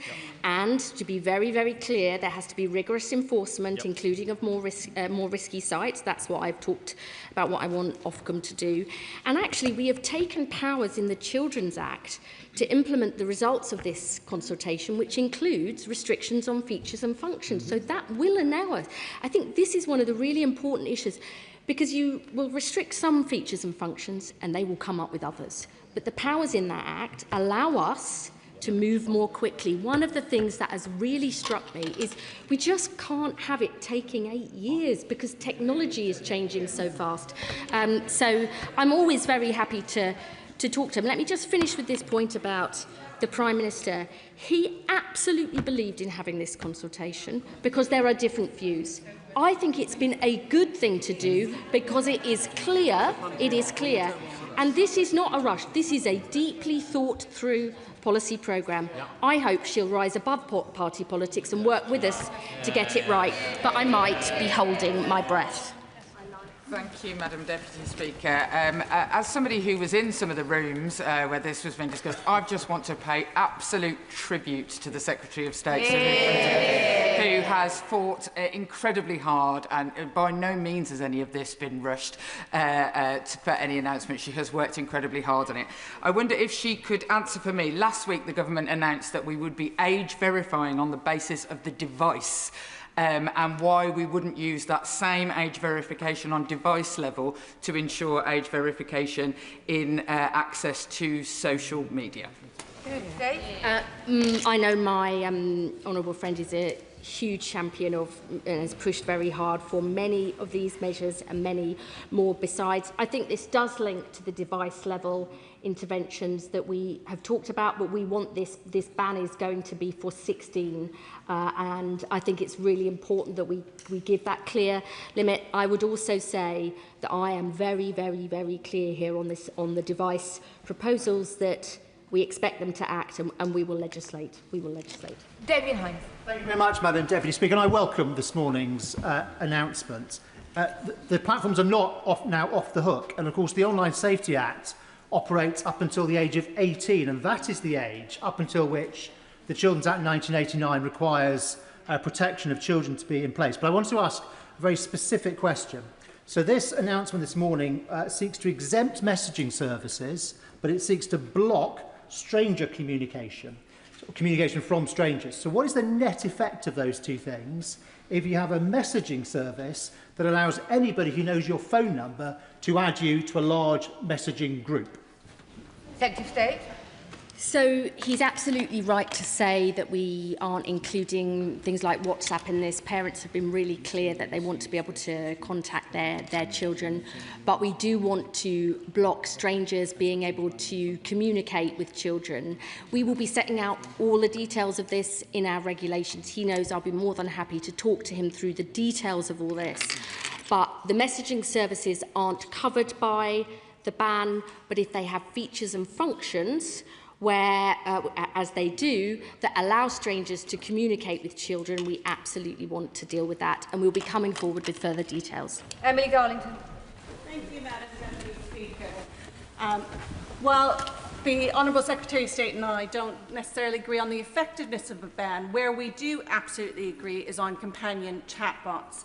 The entire business model of these companion chatbots is to keep us and our children online for as long as possible using grooming language and grooming behaviour and sometimes sexual circumstances in order to data mine us and, more importantly, our children.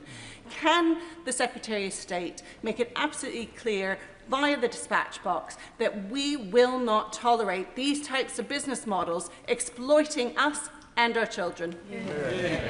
My honourable friend is a passionate advocate, and absolutely we're really clear that these so-called romantic or companion sexualised chatbots are wrong for children. We will ban them. We will ban that function in general chatbots. We've seen that on something like X, so it's not just that. I think there's further to go on AI chatbots, and I've said I will make a further statement to the House in July on the other measures. I'm more than happy to talk to her about that. The reason that we have done this, the big announcement today about the ban is the sooner we make the announcement, the sooner we can lay the regulations, have the vote and bring it into effect. But as I said, there is much more to do, and I'm very happy to talk to her about this further. Malthouse. Oh, thank you, Madam Deputy Speaker. Not before time, but the statement is extremely welcome, and I congratulate the Secretary of State for extracting it through what must have been very complicated government machinery. A couple of quick questions, if I may. First of all, just for clarity, because my school WhatsApp groups have lit up, as I'm sure many others have today, could you just confirm that enforcement will all be against the platforms and not against parents? She knows that screens are the major source of conflict within the home at the moment. We don't want to start thermonuclear war in homes up and down the land. So it will be for the companies, not for parents. Second question, how is she going to stop the development of similar attributes within gaming environments, which are often, on servers overseas, and develop sophisticated ways to overcome these the barriers that she may put in their way? And then thirdly, is she going to be very quickly, Madam Deputy, is she going to be looking at the design of content that remains on mainstream entertainment for children, which has moved much more towards the flickering lights mode of engaging children's attention, and may well now blossom and bloom in the absence of social media? I mean, it's quite cheeky, 3 questions, but absolutely the enforcement is on the companies, not the parents, not the children. He will know that under the Online Safety Act, we can already have the potential to fine companies up to 10% of their qualifying worldwide revenue, as well as block service availability if they repeatedly break the law. That's what is already there. We're obviously finalising our proposals here, but that's where the responsibility lays. I would say that what we're trying to do is we've got an overall ban on social media platforms with a plan to use the Australian model, but we also have the ability to deal with specific features and functions in other services if we think they are risky to children. I'm sorry, I forgot the 3rd question, but I will write back to him when my officials tell me. That's a lot. Thank you, Madam Speaker. I thank the Secretary of State for her statement and warmly welcome the decisive action she has set out today. She has agreed with the Education Select Committee in our evidence-based conclusions that social media harms currently outweigh the benefits for children, that technology companies cannot be trusted to regulate themselves, and that we need to reset completely the relationship our children have with the online world. Our evidence demonstrated that a ban is not enough, and that when young people start using social media, hopefully post-16, it should be free from the most harmful, addictive features. Can I ask the Secretary of State that the tech sector is constantly innovating and evolving? Can she say whether and how the list of banned applications will be reviewed so that it keeps pace with the innovation in the tech sector and doesn't become out of date? She's absolutely right there, which is why I think we're doing what I call Australia plus, because there's the ban on the providers, on the platforms providing their services to children, and then there's additional features and functions, and we now have the power in legislation to do that. I hope that will allow us to keep up, but I do want to say I did read carefully their report, and I was very struck by not only the support for an outright statutory ban, but that you said this is a foundation for action rather than a complete solution. I strongly agree with this. I don't think this is the whole story, and we will continue to engage with her and members on her select committee because we've got to keep pace with change. It is highly unlikely that everybody will get into the debate. There are far too many people bobbing and we have a lot of business to get through. Having said that, if questions were 30 seconds and the answers were 30 seconds as well, we could get the majority of people in. Martin Wrigley. Thank you very much, Madam Deputy Speaker. It sounds like the Secretary of State is hearing a fairly unanimous view from members of the Select Committees, which is good. The move is welcome today. This ban is a welcome start, but I think it's only a start and it's not sufficient. Does the Secretary of State agree with me and the Select Committee that as well as parents and children taking action, the responsibility must be on the companies as well as the enforcement? They are providing the product. Recommendation engines make them publishers of dangerous and addictive content and not passive platforms which they would put forward, and they are doing it for financial gain. Yes, I agree it's on the platforms, and they've got to continue meeting their obligations under the Online Safety Act as well as this ban. They've had chances to make their platforms safe. They haven't. That's why we're saying you can't provide them to children anymore. Amanda Hack. I thank the Secretary of State for her statement and welcome the decisive action she's taken. As a parent, I've seen firsthand just how harmful predators stalk gaming sites. I'm glad that these have been included. As students in North West Leicestershire complete their GCSEs this week, can the Secretary of State, who mentioned it in her statement, just provide more great content and data about how we will make sure free education resources will continue and how this will be implemented in light of the ban? So I think it's really important that two things happen. Firstly is that there's more support for parents and for schools to do what many are already doing, which is preparing children for their life online. We've had a big national curriculum review. There's new measures coming in place from this September, but there'll be more when the full curriculum review comes into place. And we're doing a huge amount to support schools to provide wider support for sport, art, culture, school plays. And I take that cough from Madam Deputy Speaker that I'll write some more. Bradley Thomas. Madam Deputy Speaker, well, this is a really important topic and a really important announcement about children's health, safety and well-being, and I wish the government well as it navigates probably some very thorny topics in bringing this into effect. Can the Minister give any indication as to what accountability will look like for platforms who will be tasked with enforcing this? I mean, it is more complicated than it seems, but in the end, to govern is to choose. There are strong requirements already on companies under the Online Safety Act, as I said. The fines and the potential service blocks are already in that Act. We're developing further measures, but that is how we'll hold their feet to the fire. Colin. The Secretary of State knows I have concerns about the enforceability of a platform-based ban, but I welcome the news around infinite scrolling and tackling that. It affects people of all ages. One concern I have is for young LGBT people growing up in often unsupportive environments and the support they can find from others in similar circumstances online. I know from personal experience how valuable that can be. Does the Secretary of State agree that support like that is important, and if so, how will she ensure it can continue? Secretary of State.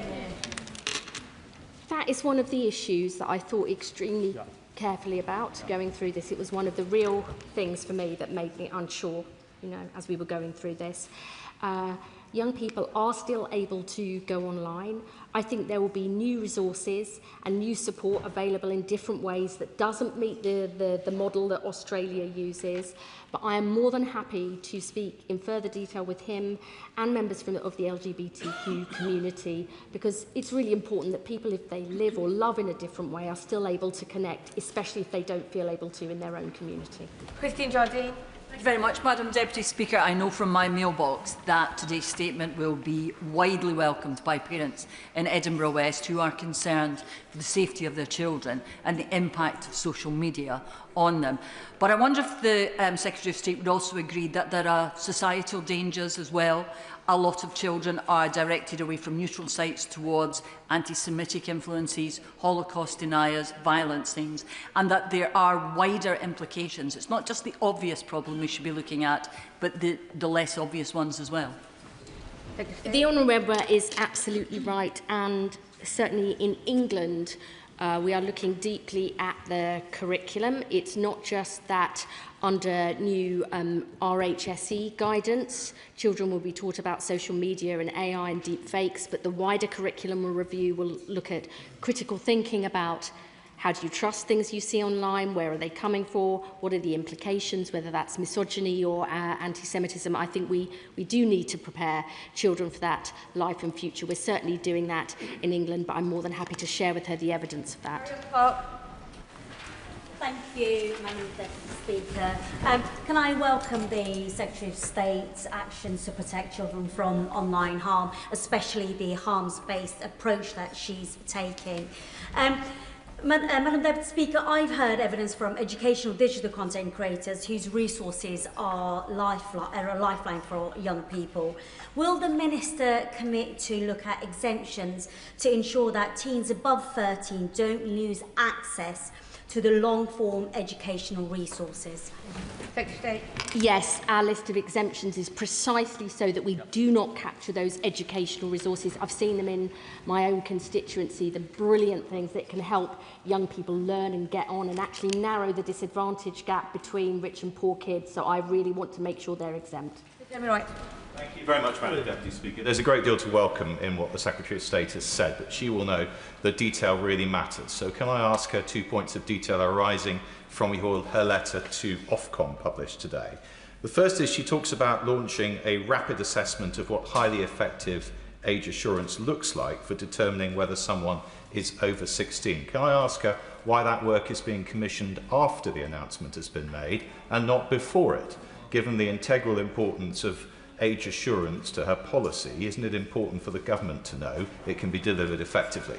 And secondly, in relation to the child safety duties under the Online Safety Act, will she confirm that what will likely happen now is that a children's access assessment will demonstrate that for those platforms with highly effective age assurance in place, they will not now need to go on and carry out a children's risk assessment in relation to anyone under the age of 16? Just a moment, Secretary of State. I can understand how important this debate is, but members can ask one question that fundamentally lasts under 30 seconds. Secretary of State. We've asked for this rapid review of highly effective age assurance measures so that it can come in well before the regulations are laid and they are voted on in the House, so that people can look at those, question and absolutely make sure that they're going to work. And I will write to him about the other question because I don't want to get into any more trouble. Abinat Apongasari. Thank you, Madam Deputy Speaker. I want to thank the Secretary of State and her team for the work on this. I want to better understand how the government will look at social media companies to make sure there is transparency on the algorithms they are using to ensure that they're not continuing to target children. I think this has been a really important question and was something that researchers have raised about being able to assess the impact and know what the social media companies actually know themselves so that they can better scrutinise and assess the evidence, and I hope we'll be doing more on this soon. Brendan O'Hara. Madam Deputy Speaker, the SNP welcomes today's statement in addressing what is a clear and growing threat to our children's well-being. The devil, of course, will be in the detail, but we will work constructively and positively to make sure they are meaningful and effective. Platforms such as Roblox, where games are user-generated, have a chat functionality and therefore pose a risk to children being exposed to inappropriate content, online predators and scammers. How will the government tackle those sort of gaming platforms which are in reality just another form of social media? Secretary of State. As I think I said earlier, we have this ability within the Children's Act now to restrict certain features and functions. That's why we are able to say for those under 16, we will restrict, we'll ban live streaming and stranger communication, and that we would also have that turned off by default for 16 and 17-year-olds, because we don't want to include all of gaming under a blanket ban. No, we don't. But if there are particular functions that we think risk children, as we know stranger communication does on gaming, then we will act. Josh Dean. Very much, Madam Deputy Speaker. A decade ago, I marched with other young people to Parliament Square calling for votes at 16 to be introduced after the Brexit referendum, and I'm proud that this Labour government is doing that. But how will we ensure that young people are well informed when they go to cast their first ballot, given that they are digital natives and get a lot of their information online? So what I would say is this. Firstly, young people can still go online. I actually think that for all sorts of news organisations, BBC, Sky, all sorts of different ones, this will actually be support them doing even more to provide that news information, perhaps created by children, for children, in an appropriate and effective manner. And my right honourable friend, the Minister for Culture, who's also within my department, is specifically looking at this issue. I would just say, it's not only a 5-second TikTok reel that can teach you about news. There'll be other ways of doing it, and we want to support them. Paul. Thank you, Madam Deputy Speaker. Firstly, I just want to say that I really welcome this restriction on social media for children. As a mother, I am grateful for it, and I'm grateful to everyone across the House who has pushed for this. And as already alluded to, clearly there will be practical issues and difficulties with implementing, and I think we all need to work together in order to address that. But one of the things I would quite like to understand from the Secretary of State is what consideration has been given to enforcing through the device as opposed to age verification on the social media providers.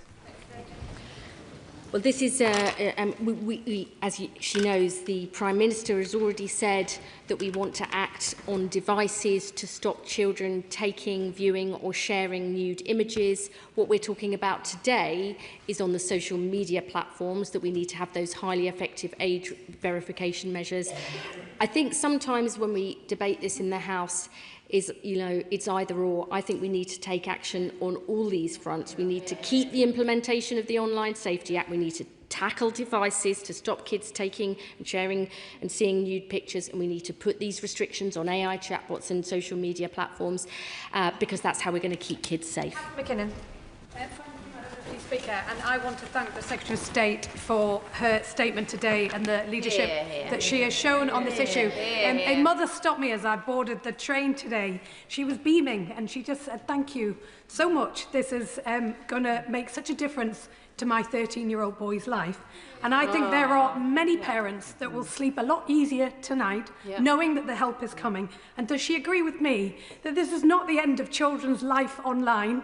That will still exist, but this is a huge shift of power away from tech companies back towards children and their families to make sure that that life can be productive and constructive and include being outside and with their friends as well. I agree with every single word she says. This is about actually liberating children from what can sometimes be a terribly oppressive life online, and it's about helping parents do what they want. They have faced a tidal wave of stuff that they've been trying to fight off, and we're just saying we want to back you to do what's right for kids. And I really personally want to thank my honourable friend for her support. Munira Wilson. Thank you very much, Madam Deputy Speaker. I wondered if the Secretary of State could clarify, as she's modelled her social media ban on Australia, their definition of a ban includes companies taking reasonable steps to prevent under-16s having accounts with age-restricted social media platforms. She will be aware that platforms such as YouTube and Reddit, you don't need an account to access very harmful material. Could she clarify, is she banning children from accessing accounts or those websites altogether? Secretary. They will have to have, we will bring in highly effective age verification measures because we want to make sure we learn the lessons from what has happened in Australia. My honourable friend, the Minister for Online Safety, went to learn all of these lessons. I think there's much more that we will be saying as we draft those regulations and we take this forward. But my view is that is one of the big lessons. But I just want to be honest about this. Kids will get around it. Kids have always got around smoking, drinking. That's what kids, we've all done it. Maybe not. That is what they do. That's what Lavery. Thank you, Madam Deputy Speaker. I've had the absolute privilege of consulting with the young people in my constituency. Every secondary school, Bedlington, Asherton and Blythe. There wasn't any one of them believed that an outright ban was the appropriate action to take. They all had issues, negative issues with social media, but they all said that the social media companies, the tech companies, should be taking more responsibility and they should be more accountable for what's being seen on these social media platforms.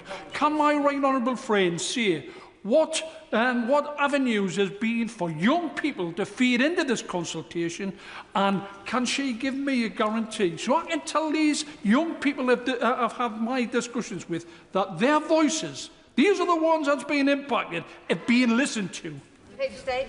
Well, we had a specific survey and consultation with children, 14,000 of whom replied. I myself personally met with young people in many honourable members' constituency, and I would just say this: I understand why people say put it onto the companies.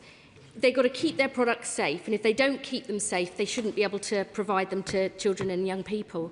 Well, they haven't kept them safe, so they're no longer going to be able to provide them to children and young people. And I would also say this: I know that in response to the consultation, many of the children didn't want an outright ban, but 2/3 wanted a whole load of different restrictions. And in the end, it's for adults and the government to decide what is best. Their views have been heard, but we think that this is too risky and we want to have a reset for them and future generations. Lewis.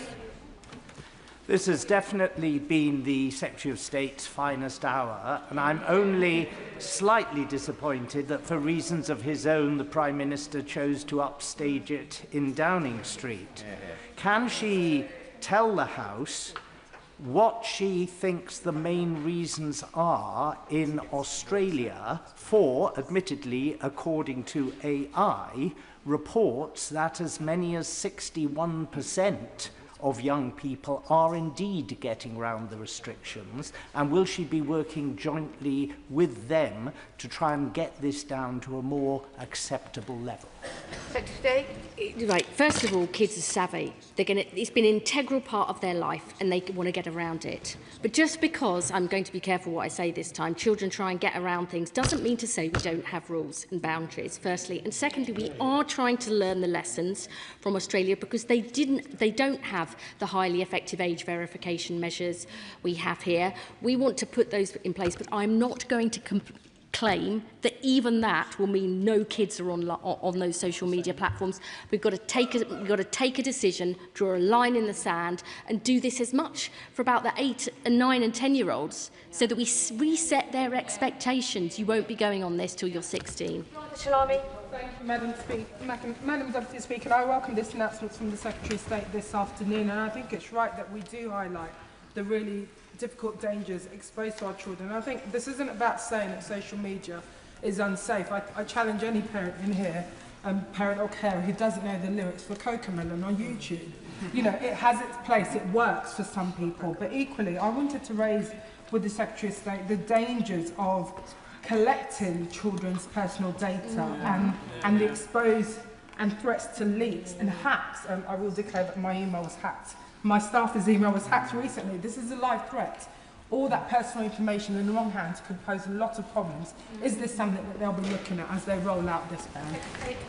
So I said in my statement I'm going to come back and make a further statement to the House in July, and that will include issues like raising the digital age of consent, so we have greater protections about the use of young children's data. I think that is a really, really important issue. Privacy has to absolutely be at the heart of this, because many parents and young people themselves are worried. So we've got further things to say in July, and I'm more than happy to discuss that issue with my honourable friend. Chambers. Thank you, Madam Deputy Speaker. Certainly parents in Winchester are going to welcome the government taking action on this, and we welcome the Minister clarifying that it will be tech companies that will be responsible for enforcing this, and it won't be parents the onus will be put on the parents. But just to push the Minister on AI chatbots again specifically, it's excellent that we're removing access to chatbots that allow sort of sexual relations and sexual content, but there's so much other misinformation and bad health information being given by chatbots, and that includes people with eating disorders being advised to get weight loss drugs, and misogynistic attitudes not being challenged. Could the Minister comment more on that, please? So I'm going to come back in July and say more about this. Chatbots telling kids not to eat and all this dreadful stuff is wrong, but if there are mechanisms for helping support therapy that could get my CAMS waiting lists down in Leicester, I would be very, very... So we need to look at properly regulated, proper therapy sites could be good, but I'll come back and say more about that. I want to get rid of the bad ones, protect the good ones, but that is a little bit more complicated, so we need to take a bit more time. Thank you, Madam Deputy Speaker. The message from over 1,200 North Somerset parents like myself, children and families, could not be clearer. They wholeheartedly welcome the direction of travel today. But spring 2027 feels too long to wait. Every day that passes is another day in which children are exposed to harmful algorithms, addictive features, inappropriate advertising and contact from strangers online. So I ask my right honourable friend, what are the barriers to an implementation date that could be sooner? You know, there's a process we normally go through when you lay regulations, that there's a certain amount of time for parliamentary scrutiny. And I'm trying to balance giving members a say and looking at these and making sure we got them right and they're going to work with cracking on as quickly as possible. I would still say early 2027 compared to the time it normally takes for a whole bill to go through Parliament is much quicker. But I take his, determination to push this forward, and I will do what I can to get this over the line as quickly as possible. Ramsey. Thank you, Madam Deputy Speaker. I very much agree with the Secretary of State about the gravity of the risks and the need for urgent action to protect young people's well-being online. It's often the most vulnerable young people who are most likely to be exploited online, but it's also often the most vulnerable young people who use online channels for seeking support for their vulnerabilities. Can she assure the House that action will be taken to support the most vulnerable young people, and does she agree that addressing the hollowing out of social services is a crucial part of that? So this is another thing I was really concerned about, alongside supporting young people who might like things or live or love in a different way. How do they actually connect with people? And this trusted support is really important. The DCMS is working hard to boost things like mentoring and support services. They've just announced £10 million for a new youth opportunity programme with the King's Trust and Sir Gareth Southgate. There's more we can do there. I'm more than happy to talk to him about his ideas, because we've got to make sure people can get trusted advice easily. But on balance, I feel the risks of social media, of exploiting vulnerabilities, outweigh the potential benefits. Let's try and find a way through. Thank you, Madam Deputy Speaker. And I want to welcome my Right Honourable friend's announcement. She's worked tirelessly on this issue. Can I draw her attention to over 16-year-olds who are vulnerable and being targeted by organised criminals, by predatory behaviour predators, sexual predators, and can she also look at, and also extremists, far-right and religious extremists who are radicalising them online, can she also set out how she'll work with other departments on ensuring that vulnerable young adults are protected alongside this very important announcement she's made today? She's right that what I've announced today isn't a silver bullet for all these challenges. I'm setting out what we can specifically do on the online world, but the truth is we've got to provide that wider support. And I'm, as always, very happy to talk to her about her ideas about across government what more we can do to protect those vulnerable children and young people and deal with the issues she raises. Monica Harding. Speaker, I welcome the ban, and I know that the thousands of parents like me of the frontier generation, those children that were born after 2004 at the advent of Facebook, will be welcoming it too. But as the Secretary of State has said, children get round bans, and there are also vulnerable children that are over 16 that will be vulnerable to this. So what will the government do to introduce legally enforceable safety by design duties on the tech companies to ensure that all kids, even those that slip through the net, are safe? Look, it's not either or, either enforce the Online Safety Act or do a ban. There are clear requirements on tech companies to remove illegal content for everybody and harmful content for children. We will continue to enforce that. And I would just say, just because we know children will try and get around it doesn't mean we shouldn't put these measures in place. There's more we can do on enforcement. It is for the tech companies to keep those children safe. They have had ample opportunity to do so, and now we're saying you can no longer provide your services to children. Thank you, Madam Deputy Speaker. Parents across North Warwickshire and Bedworth have told me overwhelmingly in my survey that they feel powerless to protect their children from the harms of social media, telling them they're not pretty enough, thin enough, cool enough, good enough at their favourite sport, or worse still, sharing pictures without their consent or pushing suicide. Now is the moment we say enough is enough, to put children's health and happiness first, but we know that a ban alone will not be enough. Does the Minister agree with me that the cliff edge at 16 must be avoided and kids who do get around the rules protected by compelling big tech to take action to protect everyone rather than continuing to profit from the doom-scrolling division, hatred and despair? I absolutely agree that this isn't a one and done, that there's more that we've got to do, that the tech companies need to abide by our law in our land on the Online Safety Act. She is a powerful champion for her constituents. I want to avoid that cliff edge. I want to take further action on restricting features and functions. And as I say, there's more to come in July. Speaker, can I thank the Secretary of State for her statement today and the efforts she's taking to protect children and young people from harms of social media. I also welcome her sentiment that social media platforms themselves have more to do, a more greater responsibility to keep our children safe. Can I just ask her, with that in mind, will there be greater consequences for those platforms who, for whatever reason, still allow and provide services to children online? Secretary? Yes, as I said, in the Online Safety Act, we already have powers to fine companies up to 10% of their qualifying worldwide revenue, and for companies that repeatedly refuse to obey the law, Ofcom can apply to the courts to block their services. We haven't finalised the fines and consequences, but that shows you the direction of travel. Chris Bloor. Madam Deputy Speaker, hundreds of parents and young people in Redditch contacted me regarding the government's consultation. Many of them will welcome today's announcement as a critical step to protect our children and end the unfettered social media experiment on our children.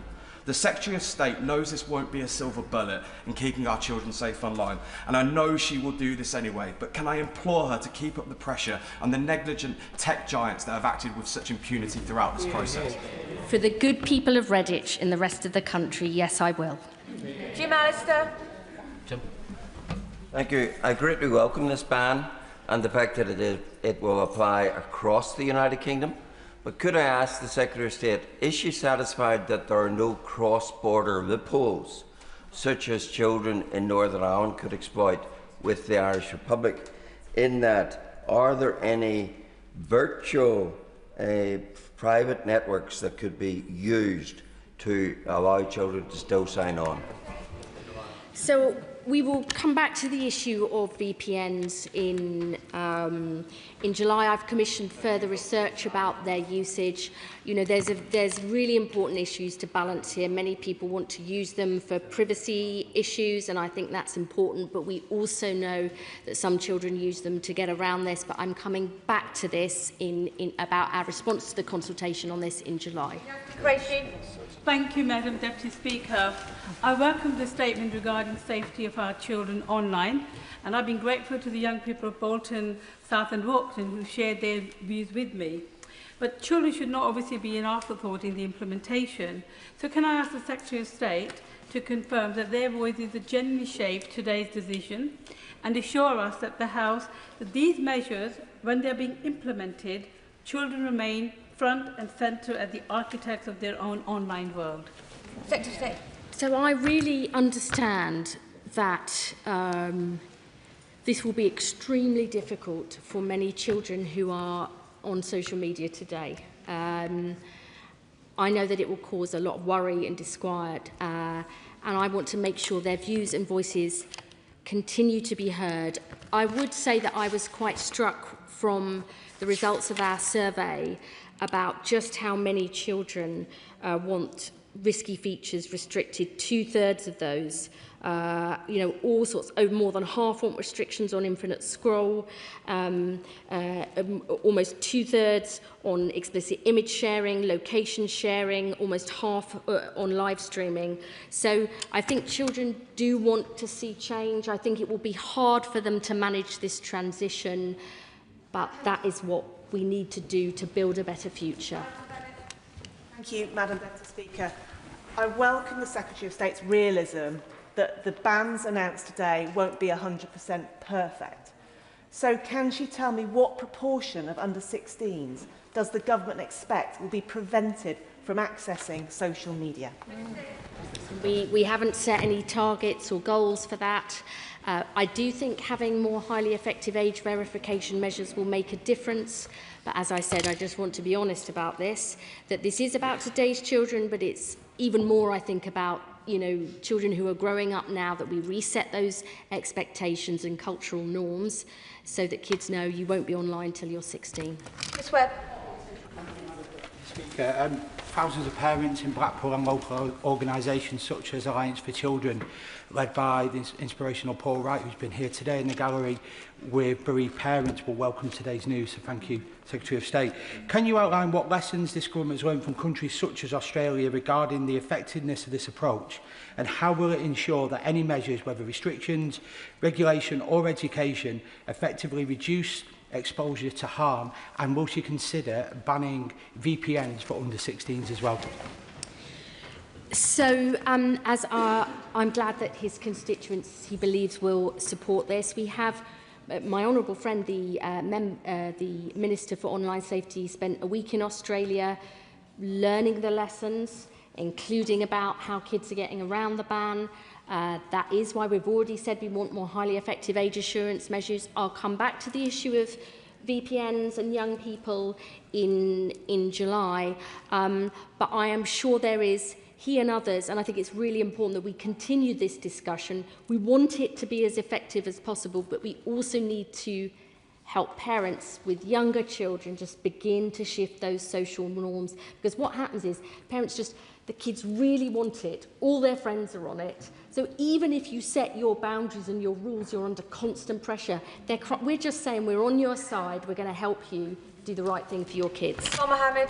Thank you, Madam Deputy Speaker, and I want to say a massive thank you to the Secretary of State from myself and on behalf of the parents in Dewsbury and Batley. But we've also argued in this place that the root problem lies in the illegal content, the harmful content, and the deliberately addictive design of these platforms, which impact not just children but adults alike. So what will the government do to introduce and enforce regulation to ensure that the platforms and the services and the features that they provide are safe for all? I think this is a wake-up call for the companies. You had your chance. You didn't fulfil your existing obligations under the law. Enough. I think that is really important for us to say. And, you know, they will remain responsible for fulfilling their obligations under the British laws to remove illegal content and remove harmful content for children. I think that is hugely important. We stood up to Grok and X and Elon Musk and said enough isn't enough. And we're drawing a line in the sand now too. Martin Cadova. Thank you, Madam Deputy Speaker. I want to thank the Secretary of State and this government for the decisive action they are taking in introducing a ban for social media for under-16s. I know that many teachers, parents and carers in Battersea also welcome this.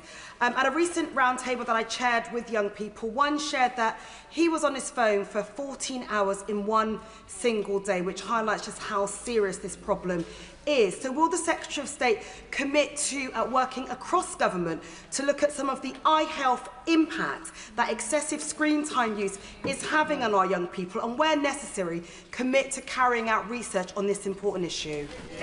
I am really glad my honourable friend raised this issue. It was actually an important point in the response from the Academy of Medical Royal Colleges, precisely about the physical health implications as well as the mental health implications for young people.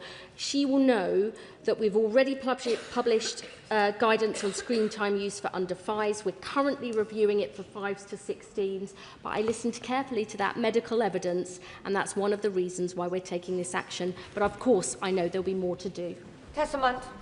Thank you, Madam Deputy Speaker. Thank the Secretary of State for her statement. It's brilliant.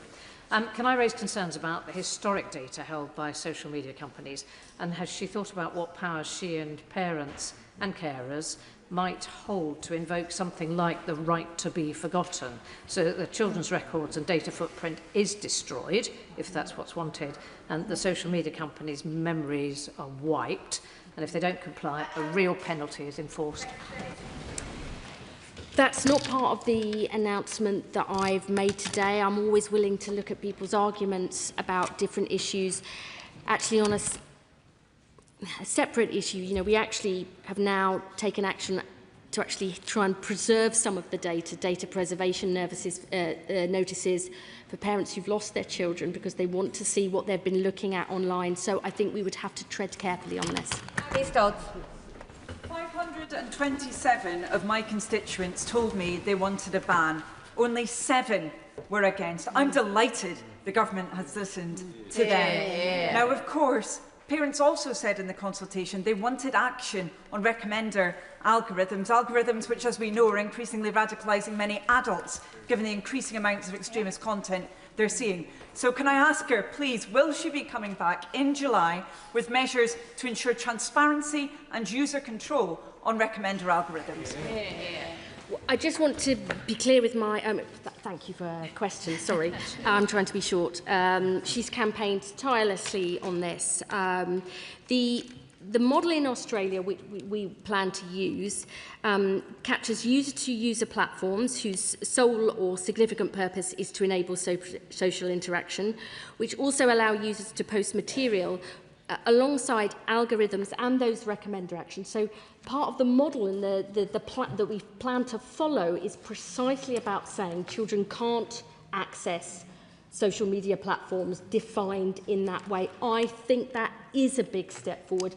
I know she'd like us to look at this further. I'm always open to discussion because, as I said, I'm very aware of all these other issues, and we want to take action where we can.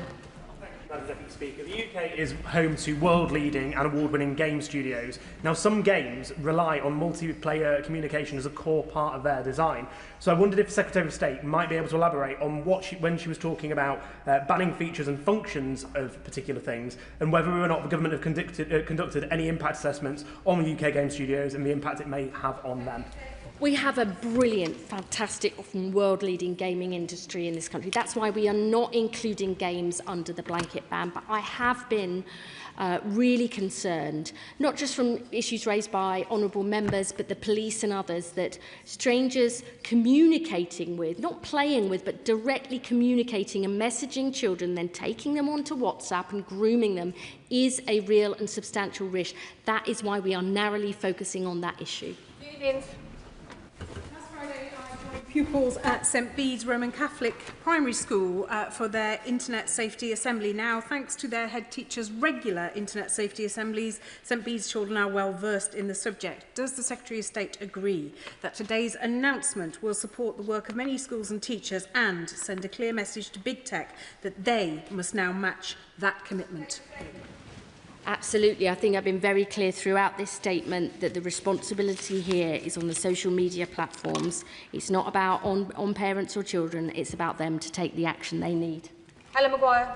Madam Deputy Speaker, parents are doing all they can to keep their children safe online and taking the initiative to achieve this. In Epsom and Ewell, I attended a phone-free childhood event at St Martin's School in Ewell, where there are over 150,000 people over the country who'd signed the pact, which was not giving their children a phone before the age of 14. So I welcome the announcement today. It's a step forward, but we need to ensure it's enforced. So when the ban is in place, what real enforcement ability will Ofcom have to ensure that social media giants are held to account to safeguard our children? She's right to raise the issue of enforcement. That's why I've specifically asked the new incoming chair of Ofcom to do an urgent review of their capabilities and also to make sure that they focus rigorously on enforcement, including on riskier sites in case children go off the main platforms further underground, and thirdly to make sure they publish a clear strategy and a proper report to Parliament on how that enforcement is going, because I know in the end the proof of the pudding is in the eating. Irons. Madam Speaker, I'd like to thank the young people in my constituency from Art Blake Academy, Oasis Academy Arena, Oasis Shirley Park for meeting with me to share their views on how to keep them safer online. They were clear that they wanted action against the harmful aspects of social media, but wanted to protect the good bits. So can the Secretary of State outline what work is being done across government to ensure that young people continue to have access to safe opportunities to connect, both online and in their communities? And does she agree with me that it is time to give proper statutory protection to youth services to ensure all young people have somewhere safe to go, something meaningful to do, IRL? She's absolutely right. I think we've made great strides with our £500 million in our Youth Matters National Youth Strategy, making sure we rejuvenate our youth services and give more access to sport and the arts. The Department for Education has got a new enrichment framework which will help schools and colleges. It's going to be backed by a £22 million enrichment programme that will be the details soon to help 400 schools in England to create excellent offer on enrichment. And DCMS is also investing £130 million additional support in activities like arts and culture, sport and physical activities, adventure and life skills, and much more besides. Thank you, Madam Deputy Speaker. There will be many families and parents which are relieved with the announcement today of the ban for those under the age of 16, but there will also be parents which will be frightened to a degree because of repercussions from children that have addictions.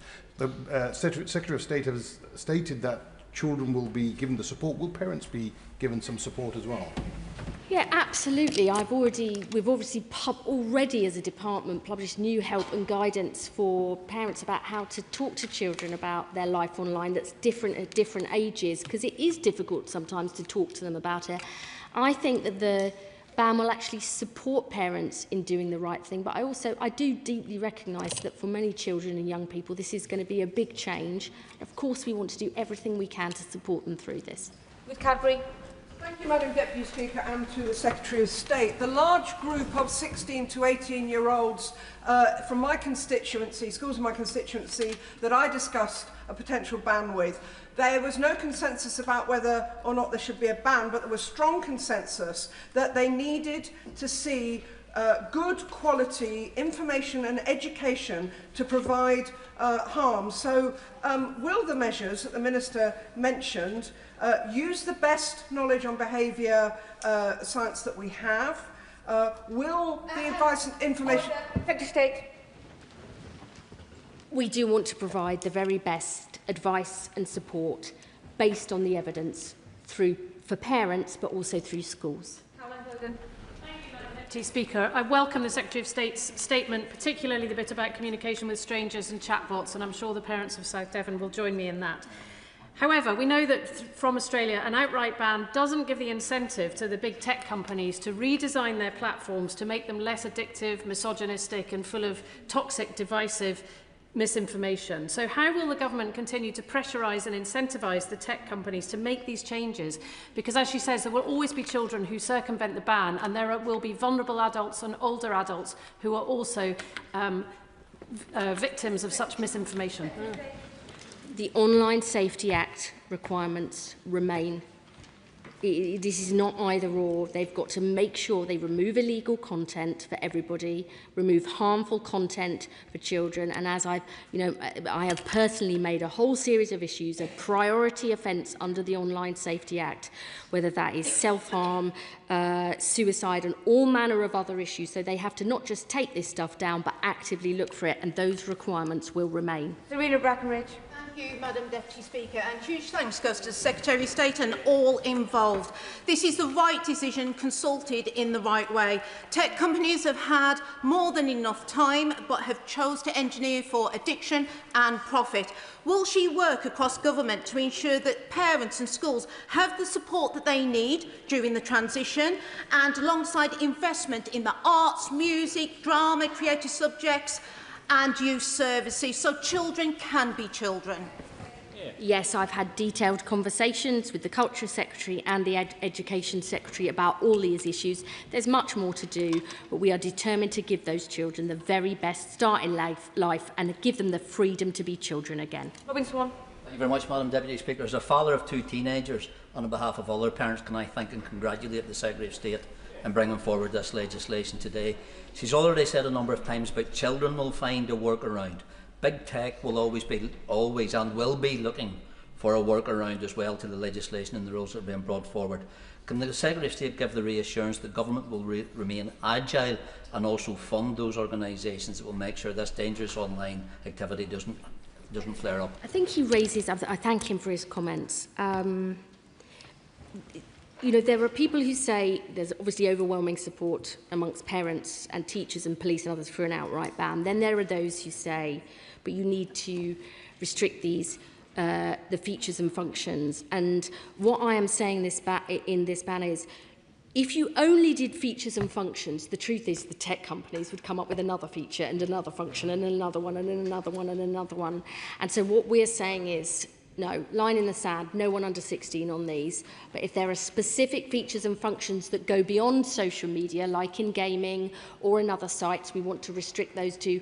I hope these new powers we've got in the Children's Act allow us to be more agile. But if they don't, I will always look again, because we've got to keep up with how technology is changing.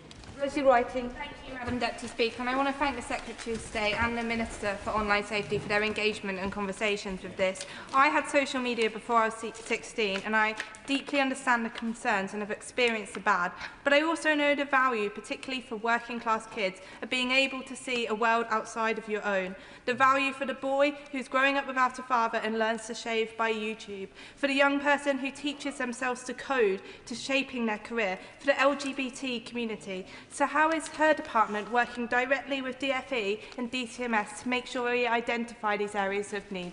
State. As I said in response to an earlier question, this was the issue that I wanted to grapple with the most. because I think people want to find people who love in the same way, who like the same things if they feel like they're worried about doing that where they live with their friends. I think this is hugely important.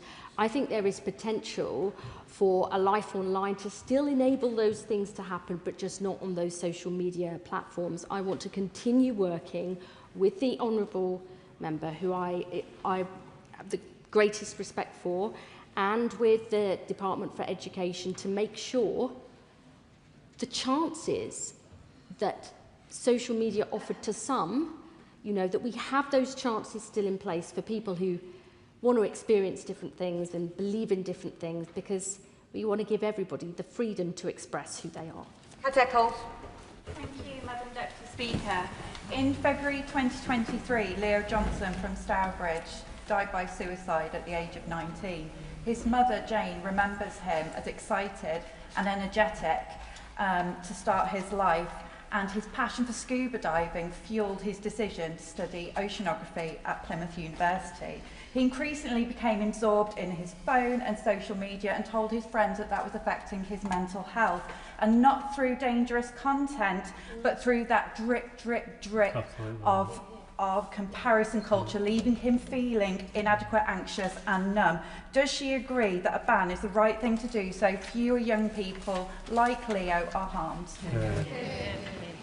I am so sorry to hear about what happened to Leo, and what she describes I've heard so many times during the course of this consultation, and in fact many in the representations we had from the different Royal Colleges for psychiatry, paediatricians and GPs and others precisely raised the issues she talks about. That is one of the reasons why I think this ban is so important, to protect children from those really serious harms, which actually, you know, 2/3 of GPs and 2/3 of hospital clinicians now say they are seeing something that they think is as a direct consequence of social media every single week, and I think that is a wake-up call to us all. McMahon. Thank you, Madam Speaker. I welcome the ban on social media from the 16s. I wish we weren't here, but it does represent a failure on behalf of the social media platforms to get their own house in order, and it was inevitable that we would get here in the end. But does she agree that we need to make social media safe for everyone, and that includes foreign influence, it includes accountability for its owners, so that when children do go to 17, 18 and into adulthood, that they're safe along with the rest of us? Secretary of State? Yes, I mean, there are already requirements under the Online Safety Act for companies to remove illegal content which actually deal with this issue of foreign interference, particularly during elections. But as I said, I'm looking again at some of the recommendations that the Science and Technology Select Committee put forward on this, because of the concerns exactly as the honourable gentleman raises. Final question, Mark Stewart. Thank you, Madam Deputy Speaker. The Education Select Committee heard evidence from Snapchat, who in turn pushed back on any idea and the hard evidence and facts that their platform caused harm to young people at all. So it was perhaps no surprise that the E-Safety Commissioner in Australia opened an investigation into Snapchat for non-compliance with the ban over there.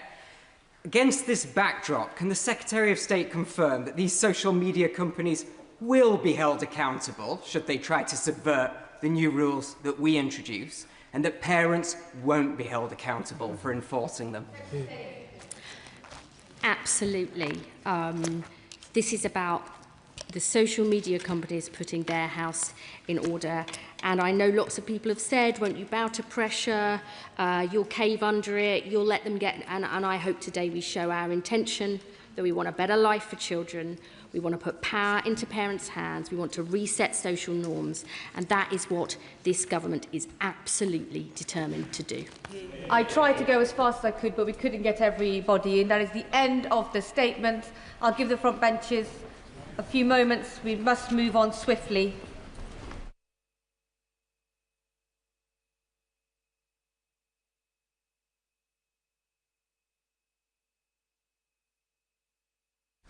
We now come to the statement on Russian shadow fleet, and I call the Secretary of State, Dan Jarvis.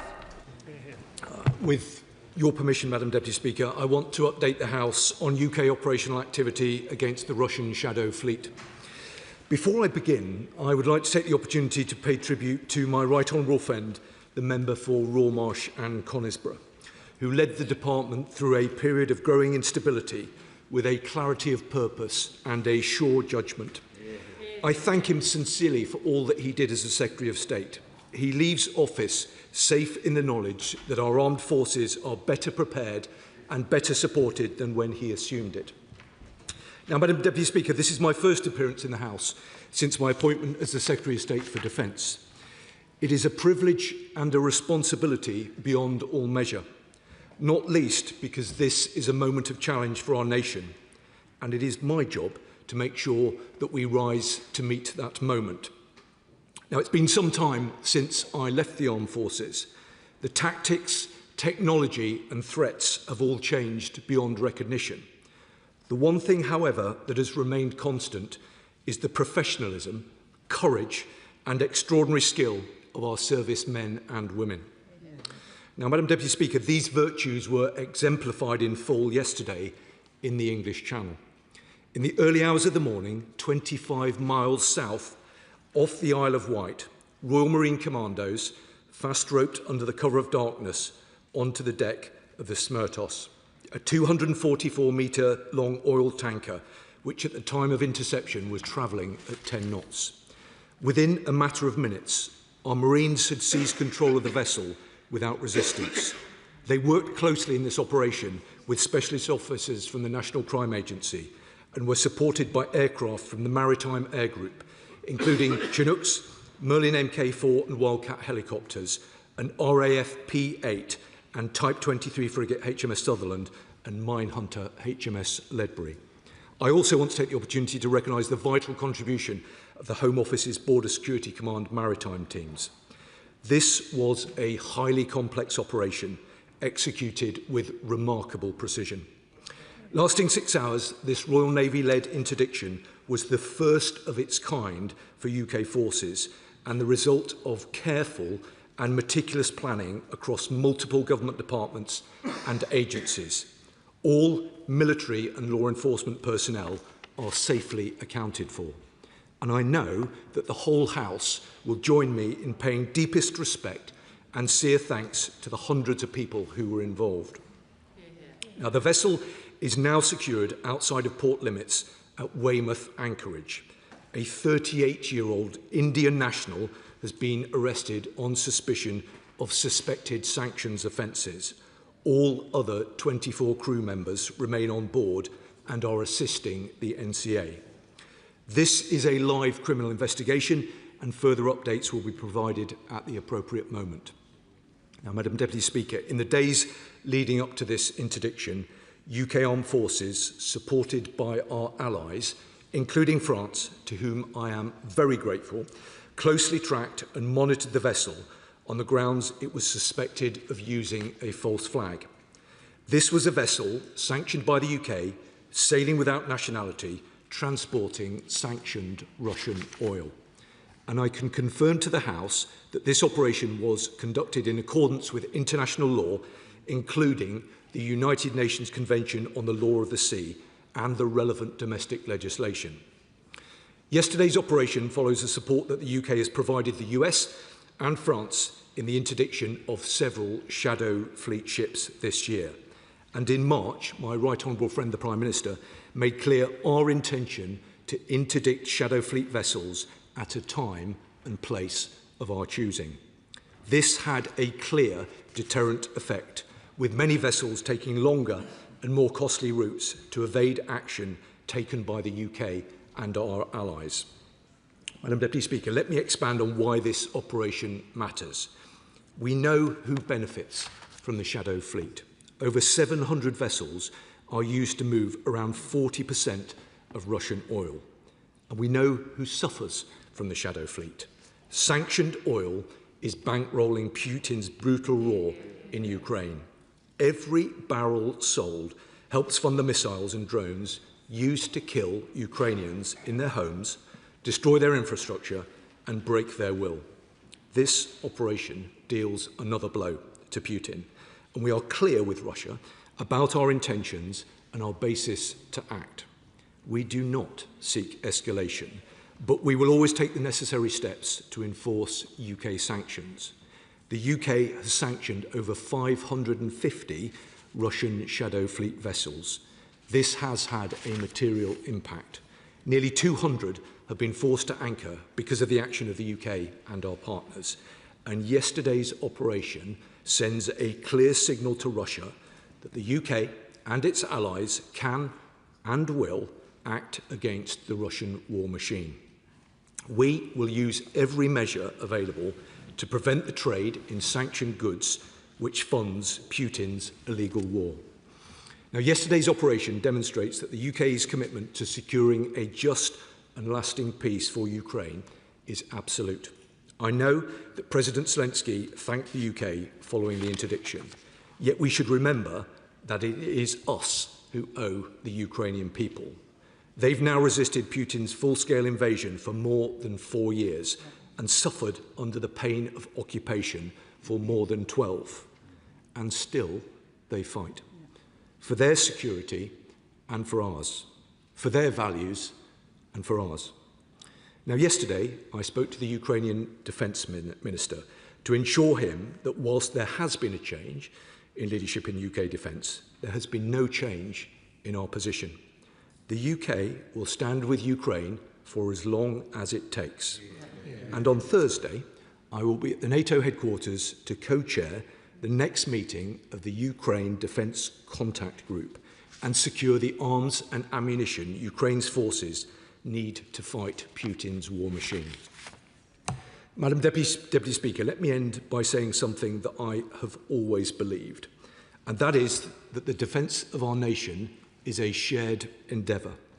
It falls to those of us who step forward to protect the country in and out of uniform. And we owe a debt of gratitude to all those people who exposed themselves to risk yesterday, to those who will do so tonight, tomorrow, and in the future.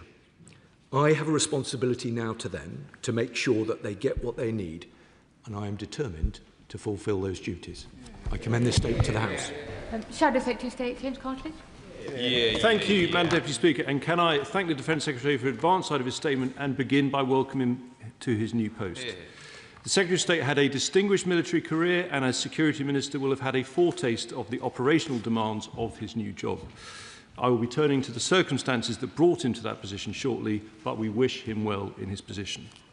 Can I also welcome the new Minister for Veterans to his post and welcome his predecessor to her new role as Armed Forces Minister. Madam Deputy Speaker, I also pay personal tribute to the previous Secretary of State. On the day he resigned, I said he was an honourable man who had done an honourable thing, and I meant it.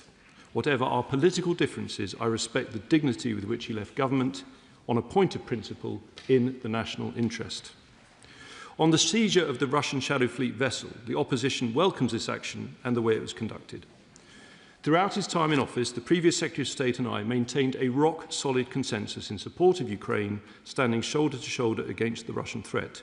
Whenever he announced action against Russian naval activity in our territorial waters, such as against Yantar, I welcomed it because we must stand strong against the serious threat posed by Putin. That's why it's important that this vessel was seized, but I do have one particular concern. It was back in March when the Prime Minister announced that British armed forces are now able to board sanctioned vessels that are passing through our waters. But since then, the BBC reports that in at least 94 instances, Shadow Fleet vessels crossed into UK territorial waters without a single one being interdicted by our armed forces. So until this weekend, almost 3 months after the policy was announced, no boarding of these vessels had taken place. What changed? On the specific action that took place, I pay tribute to all our brave armed forces and law enforcement personnel involved who conducted their mission to the highest professional standards. Because one thing is certain about those who serve in our military: give them the kit and they will do the job. But here is where the problem lies. This operation was necessary as part of our overall policy to deter Russia. However, that attempt at deterrence has been completely undermined by the total debacle of the Defence Investment Plan. Last week, we witnessed an unprecedented moment in UK defence, the likes of which has never been seen before, with the Secretary of State his deputy and 2 PPSs all resigning in total and unprecedented chaos. The Defence Secretary resigned from government because the money the Prime Minister was offering for the Defence Investment Plan was so meagre that it would, and I quote, make the country less safe and reduce the readiness of our forces and increase the risk to personnel on operations. That is a shattering verdict on this government's plans for defence, and it was one shared by the former Armed Forces Minister. Now, for some reason, he didn't get a mention in the Secretary of State's statement or in the response from his junior minister earlier. Nope. But as we are talking about the actions of our Royal Marines, let me put on record my huge respect for the former Minister for the Armed Forces and the way in which he too resigned on a matter of principle. We share a passion for delivering the drone revolution, and given his distinguished military record, it was damning for him to say that the Defence Investment Plan was, and I quote, not built for the threat we face. It is neither transformative enough nor sufficiently funded. In particular, in his resignation letter, the previous Armed Forces Minister stated that the Northern Ireland Troubles Bill is unfit for purpose. Hear, hear. We agree 100%. Just as the professionalism of our personnel was at the heart of this weekend's interdiction operation, standing by our veterans and serving personnel must be at the heart of defence policy. So as a veteran of Operation Banner himself, does the Secretary of State agree that the last thing the government should be doing is hounding former soldiers through the courts? If he agrees, will he therefore urge the Prime Minister to scrap the Northern Ireland Troubles Bill? On the core issue of funding, it will be deeply worrying for our allies in NATO to see the chaos now surrounding the Defence Investment Plan. Meant to transform our armed forces, the very Secretary of State responsible for delivering the DIP until 5 days ago said it will make us less safe. That's because the money on offer was nothing like enough. So is it true that the Prime Minister is refusing to give the Secretary of State any more cash for the Defence Investment Plan? If so, in principle, does he welcome the offer from the Leader of the Opposition to work with the government to find the welfare savings to fund defence? To conclude, Madam Deputy Speaker, as this is our first exchange at the dispatch box since his appointment, can I assure the Secretary of State that we are willing to work with him in the national interest to find the money for defence? Will he work with us? Secretary of State. Madam Deputy Speaker, I'm very grateful to the Shadow Secretary of State for his welcome. I was pleased to have the opportunity to speak to him on Friday evening. I do want to work constructively with him and colleagues on all sides of the House. I said in my opening remarks that I believe very strongly that the defence of our nation should be a shared endeavour. That is always the approach that I've taken in this House, and I very much hope that it is the approach that we can continue with. I'm also grateful to him for his support for yesterday's action, as well as the cross-party consensus that I am, as I'm sure he is, genuinely proud of with regard to Putin's illegal war in Ukraine. Now, I understand why he asked about the timing of the operation, but I can say to him, and he will know this from his own time as a minister in the department, that the activity that was brilliantly and bravely executed yesterday was the result of weeks of military and operational planning. I know that he will understand very well that the UK has played a critical role in the interdiction of a number of shadow fleet ships in recent months, including through close cooperation with our US and French counterparts. And the Prime Minister, as he mentioned, made clear our intention back in March that we would interdict shadow fleet vessels at a time and place of our choosing. And that is what we chose to do. Shadow Defence Secretary mentioned the former Minister for the Armed Forces. I was saving him up, not least because he is someone that I hold in the very highest of regard. He is an honourable, gallant member, and it is very widely recognised that he has provided outstanding service to our country in the most difficult circumstances that anyone could ever imagine. I am beyond proud that he sits on this side of the House, and I look forward to listening to him and working closely with him in the future. Now, the Shadow Secretary of State, for entirely reasonable reasons, asked me about the Defence Investment Plan.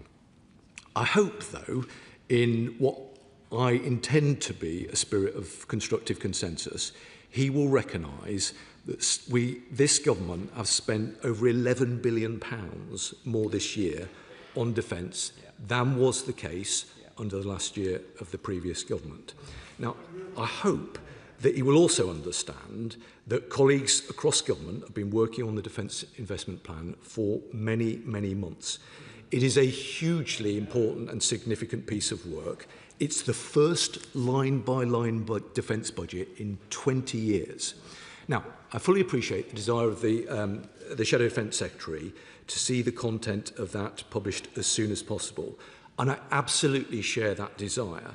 And since being appointed as the Defence Secretary just a couple of days ago, I've been working very closely with my department and with colleagues across government to make sure that we progress this work as an absolute priority.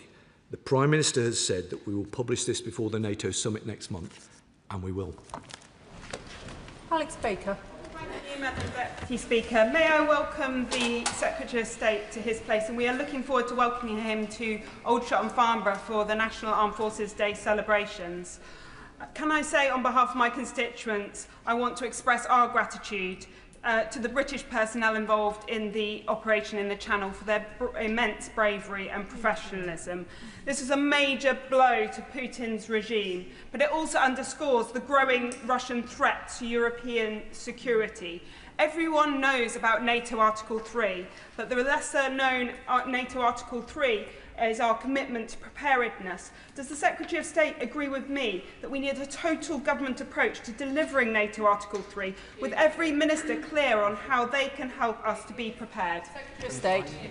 Well, I'm grateful to her, not least because she has been a doughty champion of the garrison town that is Aldershot, and she speaks with great passion and knowledge about these matters.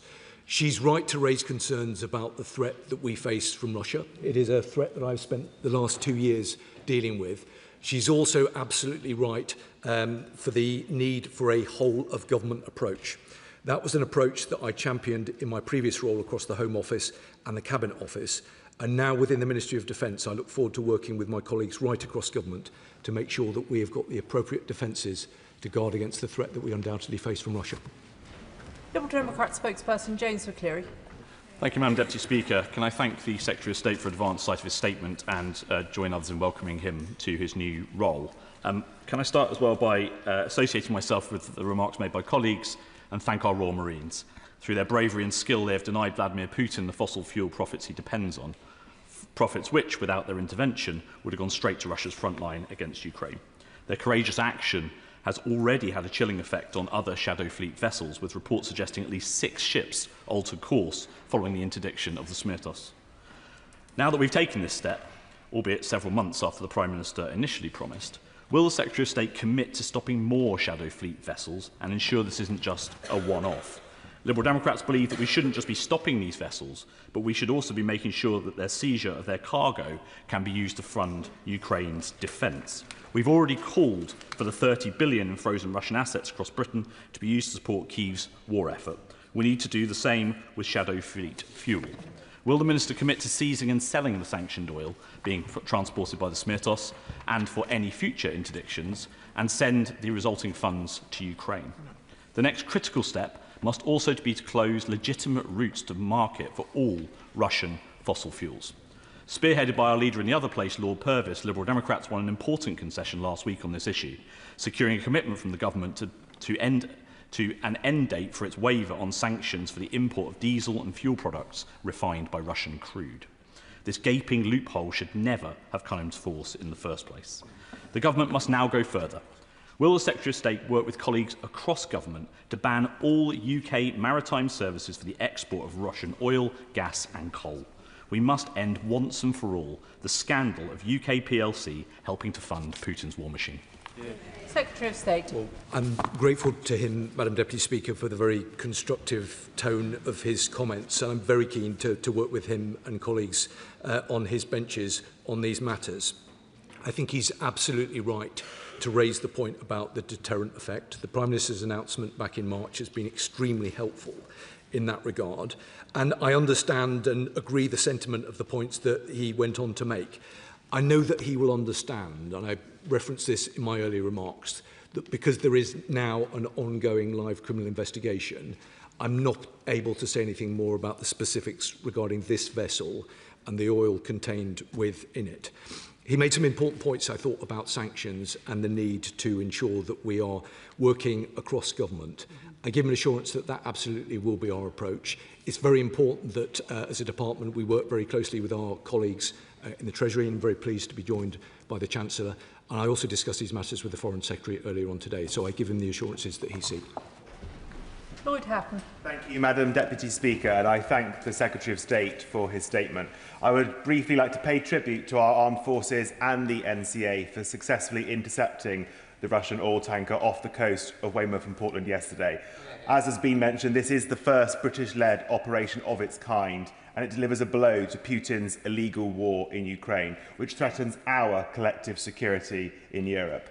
Regarding next steps, can the Secretary of State reassure my constituents that any potential environmental and public safety risks have been fully considered and that the right specialist teams are on hand to assist if needed?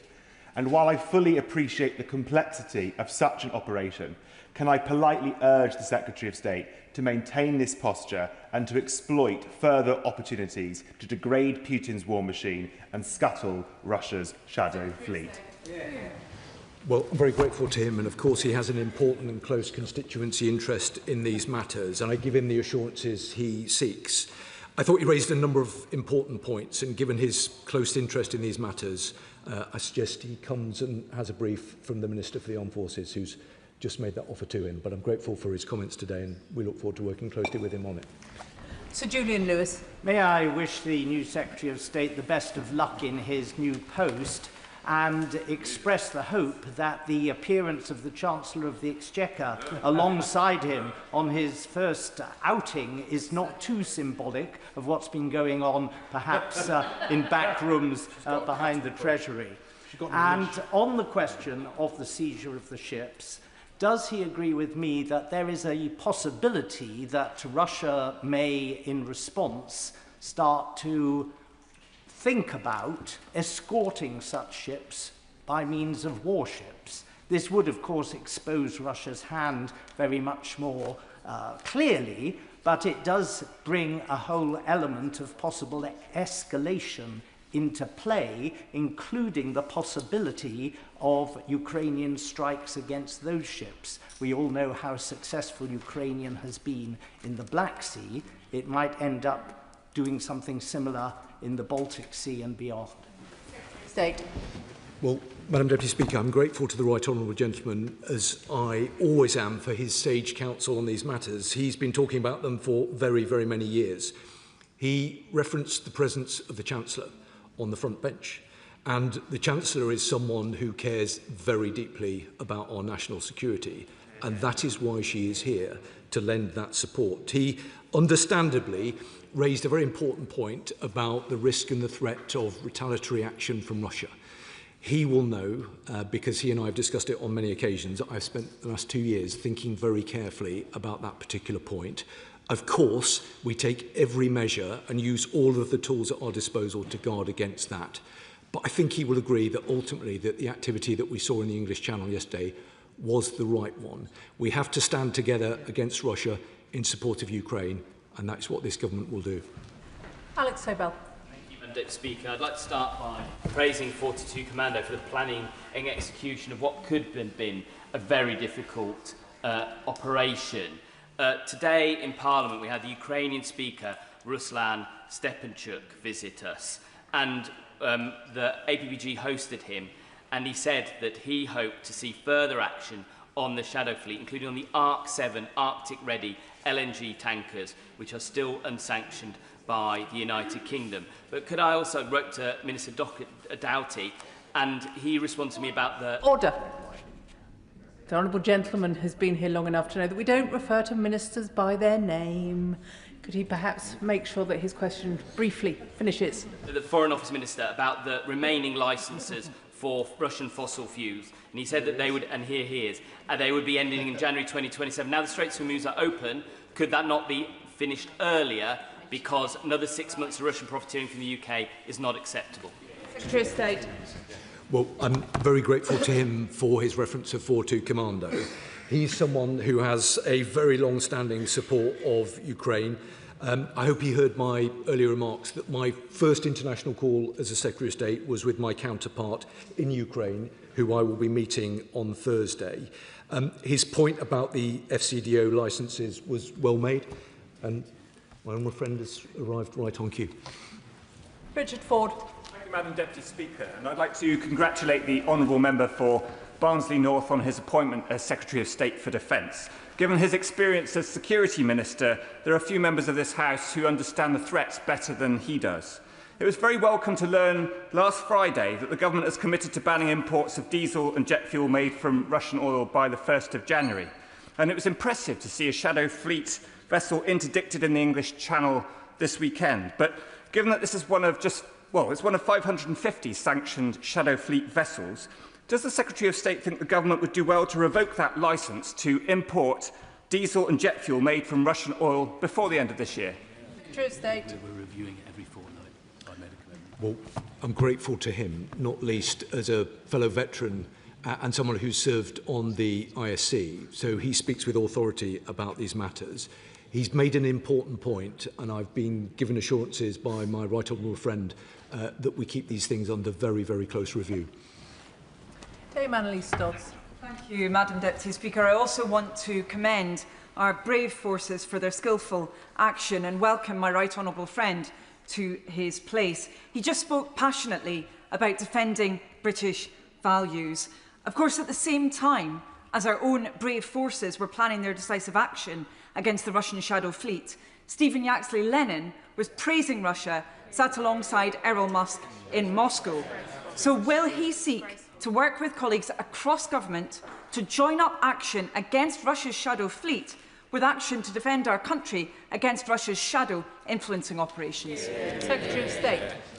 Well, I'm very grateful to my right honourable friend. I think she makes a very, very important point, and I think there is widespread agreement for it. She will know that I spent much of the past 2 years doing exactly what she describes, and I look forward to working closely with my predecessor to make sure that we prosecute Russia's proxies and counter their illegal activities wherever it raises its ugly head. Dr. Andrew Murison. Can I warmly congratulate the right honourable gentleman on his appointment and wish him all the best of luck. He'll certainly need it. I congratulate all involved in the successful operation in the Channel.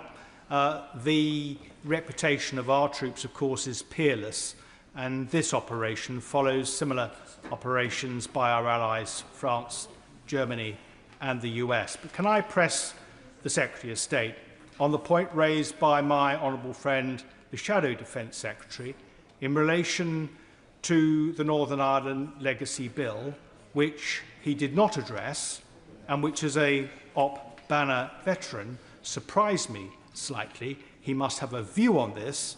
Will he now make sure in his new office that this dreadful measure is cancelled and bring comfort to those who are threatened by it? Well, Madam Deputy Speaker, I'm very grateful to him, not least for the experience that he brings to these matters, and he knows the huge regard that I have for his constituents, not least because of their very long-standing support for the armed forces.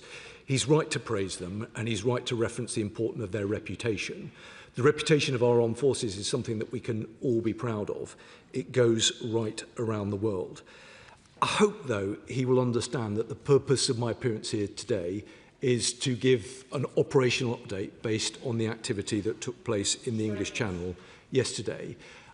I think he will understand that just a couple of days into the job, I'm not in a position to provide a further update on the matters that he raises. He knows how seriously I take them. He knows that I will consider the matter that he's raised and work very closely with my colleagues in other government departments, including the Secretary of State for Northern Ireland. And no doubt we will both have more to say about it soon. Jim Dixon. Thank you, Madam Deputy Speaker. Can I thank the Secretary of State for his update, welcome him to his place, and also join him in paying tribute to the exceptional bravery and skill of those who carried out the recent operation on the Shadow Fleet. Does he agree with me that it's absolutely vital we continue to squeeze the Russian economy in every way we possibly can, including many more operations of this kind against the Shadow Fleet, so that we can ultimately support Ukraine in a successful outcome in resisting Putin's illegal war? Secretary of State. Well, Madam Deputy Speaker, he's exactly right to raise the points in the way that he does. I'm joined on the front bench by my colleague from the Foreign Office who takes these matters incredibly seriously, and I know that there is a huge activity right across government. I think it's also important to highlight the continued support for Ukraine, not least the UK's largest ever drone package for Ukraine delivered 120,000 drones this year. So squeeze the Russian economy, yes, support our Ukrainian partners to make sure that they can stay in the fight and win it. Vicky Slade. On Saturday night, I heard the unmistakable sound of Chinook helicopters passing over my home in Dorset, en route to intercept the Russian tanker. But whether it's Shadow Fleet funding the war against Ukraine, spy ships scanning our seabeds, political interference of our democracy, including the former Reform leader in Wales taking bribes, it is clear that Russia are upping their game. So, as I asked last week about energy, food and information security, what assurance can the new Secretary of State give us about how this is being addressed to keep us all safe at home? Secretary of State. Well, Madam Deputy Speaker, I'm very grateful to her. The sound that she described at the beginning of her remarks is one that I am very familiar with. It's one that makes the hairs on the back of my neck still stand up to this day. I know she has a very long-standing interest in these matters. I thought she raised an important point. I give her the assurances that we seek, that we work collaboratively across government to maximise the deterrent effect on Russia and their illegal activities, and wherever we can seek to do more to prosecute activities against them, then we will absolutely do so. Amanda Martin.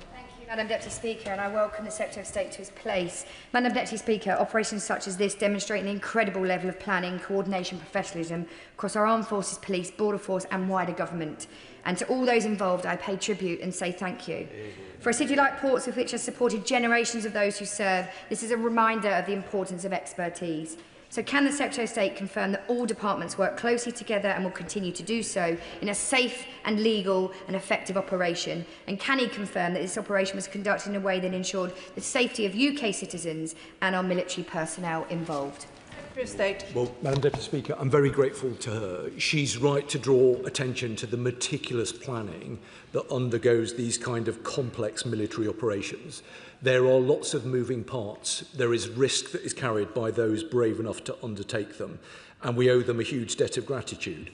Just say one other thing to my honourable friend, because the other huge debt of gratitude that we owe is to the family members of those who stepped forward, of which I know that she is proudly one. Sir Alex Shelbrooke. Thank you, Madam Deputy Speaker. I may first of all offer my congratulations to the right honourable and gallant gentleman. He's a good fit for the role, and I hope that he will listen across the House and try and work constructively. It's in that spirit, Madam Deputy Speaker, that this was an incredible operation and was reliant on the Royal Navy and the Royal Marines. Earlier today I asked the Procurement Minister about whether the plans in place for the Type 26s, the Type 31s and indeed the Type 83s would remain as outlined. And I really am looking for an answer of yes or no to this, because there are shipyards who are really wondering whether they can keep the current workforce because they're relying on the DIP and it's not there. So may I just ask very directly to the Secretary of State, the plans that are in place for ships for the Royal Navy, is that going to remain?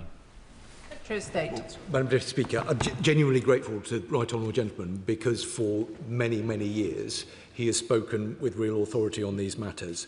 I hope that he understands that at this particular moment, as we seek to ensure that the DIP does precisely what all of us, I think, want it to do, I'm not going to delve into the specifics of precisely what might be contained with it. But I hope that he will understand that this government is very clear that we will always back British shipbuilding. Clive Betts. Thank you, Madam Deputy Speaker. Could I congratulate my right honourable friend on his appointment and say I'm sure he's very well suited for the job that's at hand. But I'm sure he will understand if I also express my disappointment that his predecessor and my constituent neighbour felt he had to resign because of the inadequacy he saw it in the Defence Investment Plan. Could I say on this particular issue about the season of this tanker, Could I again congratulate everyone involved? It's an important lesson, I think, to Putin that we are going to disrupt his war machine, but it's the first. Could he indicate this is something now we're looking to do more regularly to make sure that the many tankers that sail in these waters are in future not free to do so without the fear that our government may act against them? Secretary of State. Well, I'm very grateful to my honourable friend, and I absolutely share the sentiment that he expressed at the beginning of his question. I was anticipating that he might seek to draw reference to the hugely important industrial activity that takes place in and around his constituency in South Yorkshire. This department, this government believes very strongly that defence is an engine for growth, and I'm acutely aware of the economic opportunities that exist in his part of the world. He's right to reference the fact that this is the first type of activity of its kind. It will sow the seeds of doubt in our adversary's mind. I know that he will understand that I'm not going to speculate about what we might do in future, but the simple act of the Prime Minister's commitment back in March has had a very significant deterrent effect, as will the activities of yesterday morning. Richard Tice. Thank you, Madam Deputy Speaker, and we welcome the Secretary of State to his place and pay tribute and give our thanks to our incredible armed forces in the successful seizure of the Shadow tanker. It was nice to see the Chancellor alongside the Secretary of State for the first half of this statement. Shall we take from her departure that she's only half committed to funding the investment plan? Secretary of State. The honourable gentleman, I have to say, is a constant source of disappointment to me. Not least because I believe he has the potential to be the statesperson of his party. It's a very low threshold. It would be very mean of me to say that it is a low bar, so I won't say that. But the honourable gentleman, I think is unfair on my right honourable friend. I think it's important that the Chancellor took the opportunity to be here. That was a demonstration of her commitment to this particular important piece of work. And I, for one, am very grateful for that. Sarah Smith. Thank you, Madam Deputy Speaker. While our brave servicemen and women were defending our national interests over the weekend, today it's been reported in the BBC that Russian state operatives were linked with arson attacks on our Prime Minister. And just last week, Stephen Yaxley-Lennon was meeting with Errol Musk in Russia. Shameful. While the member for Great Yarmouth has said he would not block that same individual from joining his party. Does the Secretary of State agree with me that there is no greater threat to our national security, nor anything more unpatriotic than this dangerous rise in far-right politics across our country? Secretary of State. Well, I completely agree with my honourable friend. I think she makes a very important point. She referenced the abhorrent attacks that we've seen in recent times. I know that she won't expect me to get into the detail of all of that. But what I can say is, and I saw this very clearly in my previous role, that our counter-terrorism police, our operational partners in the security services, are extraordinarily dedicated in the work that we do. All of that is done in the shadows. We should be very grateful for their efforts. And I give her and the House an assurance that we take the threat that she describes incredibly seriously, and we will make sure that we always guard against it. Sir John Whittingdale. Thank you, Madam Deputy Speaker, and can I congratulate the right honourable gentleman on his appointment and welcome the action in the Channel. However, he'll also be aware that last night saw one of the biggest attacks yet on civilian buildings and people in Kiev, and included the damage to the historic cathedral there. He'll also be aware that dual-use technology is still going via third countries and arriving in Russia. And we heard today from a Russian speaker about washing machine microcircuits which were supposedly going to Kazakhstan being found in Russian missiles falling on Kiev. Can he look again with his colleagues at what further action we can take to stop this technology being used to kill more people in Ukraine?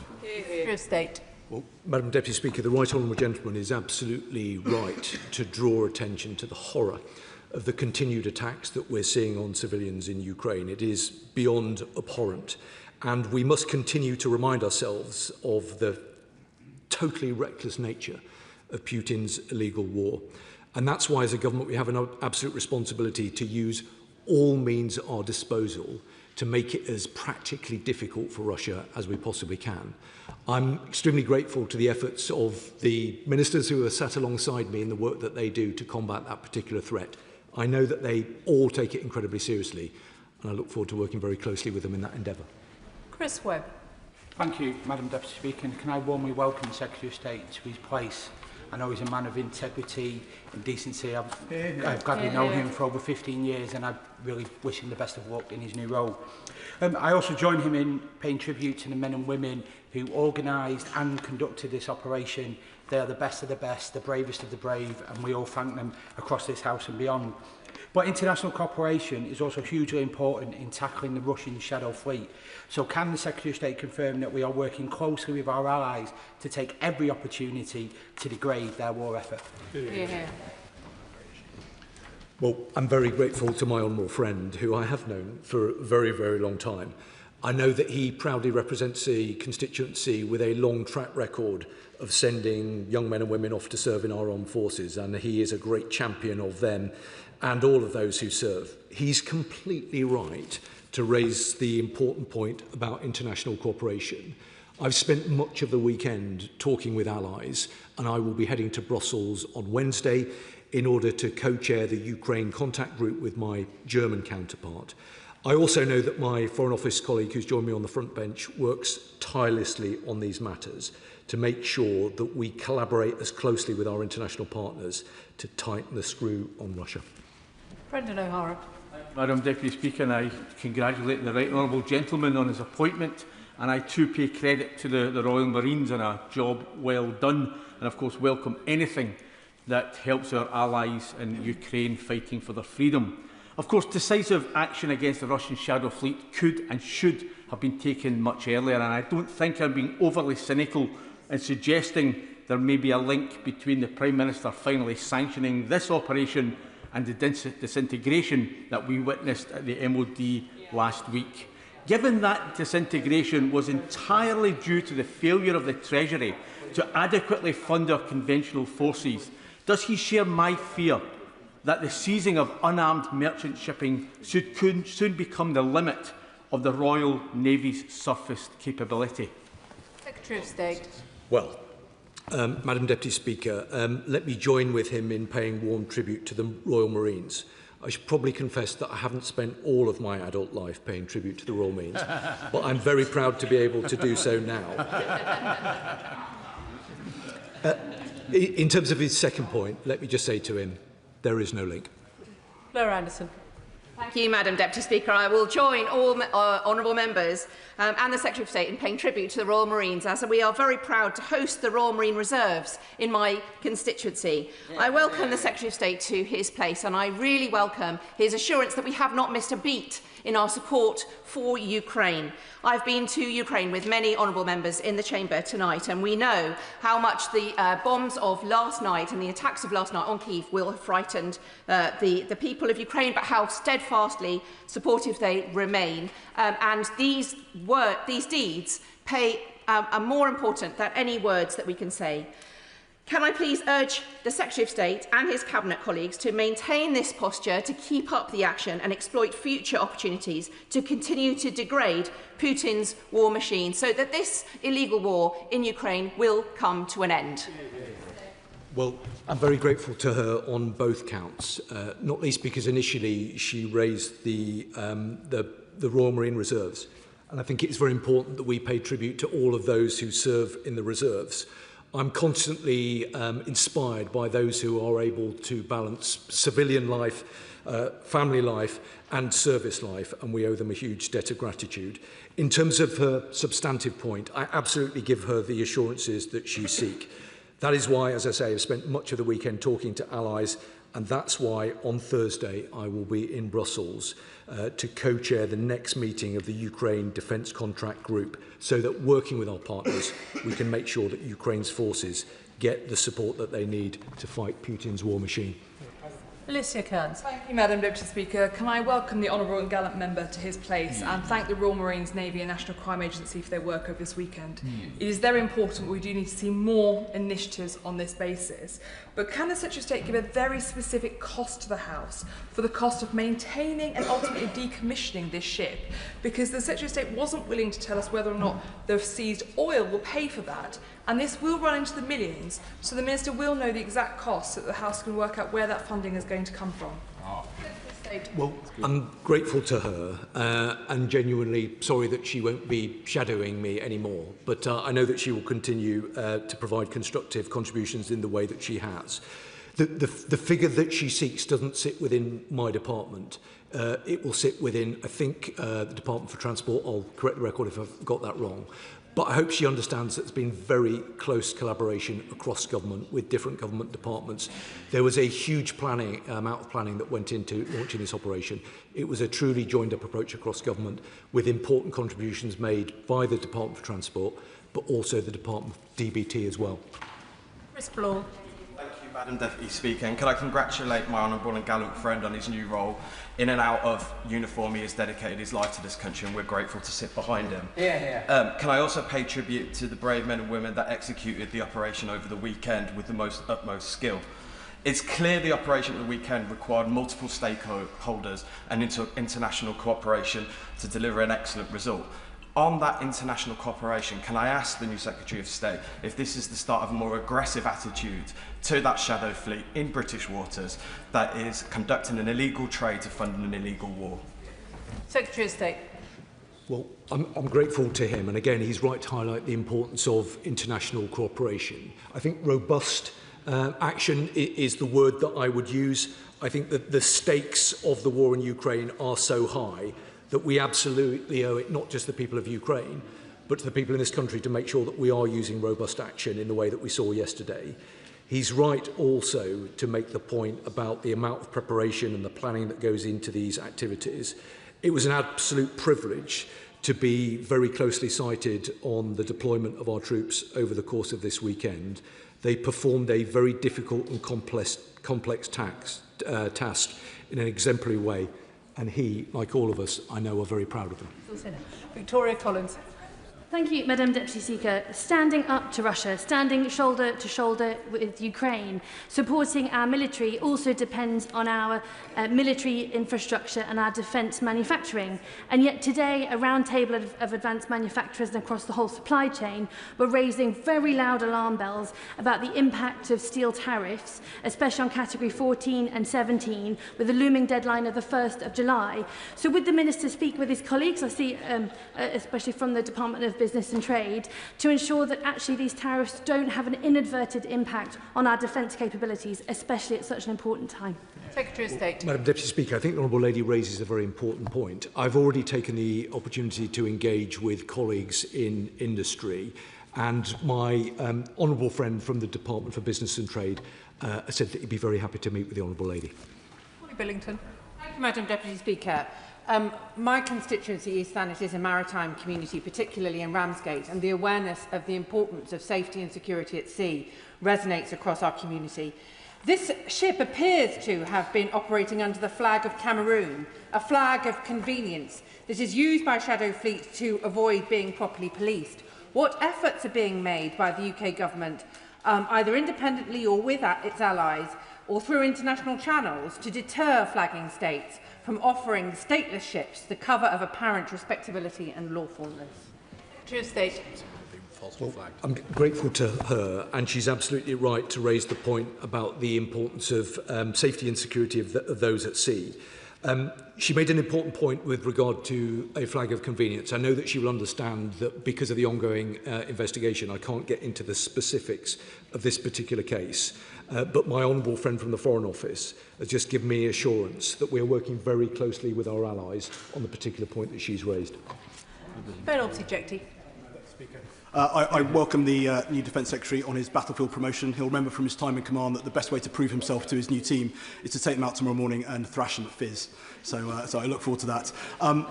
On the question of the dip, it was widely reported last week that the funding settlement was 10 billion of cash plus 3.5 billion, which I assume was the in-year cuts that were announced back in April. Yep. What confidence does the Defence Secretary have that in the next 2 weeks that he's been given as a stay of execution, that he'll be able to make that plan work more to a better standard than the previous Defence Secretary could in the previous 9 months and ended up resigning over?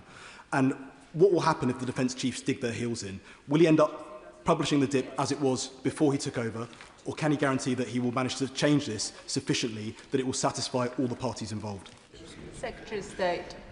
Well, I'm grateful to him for his welcome, which felt a little bit different from some of the comments that I heard reported over the course of the weekend. But I will leave that to one side for now, not least because I think he's extended an invitation to go out for a run in the morning.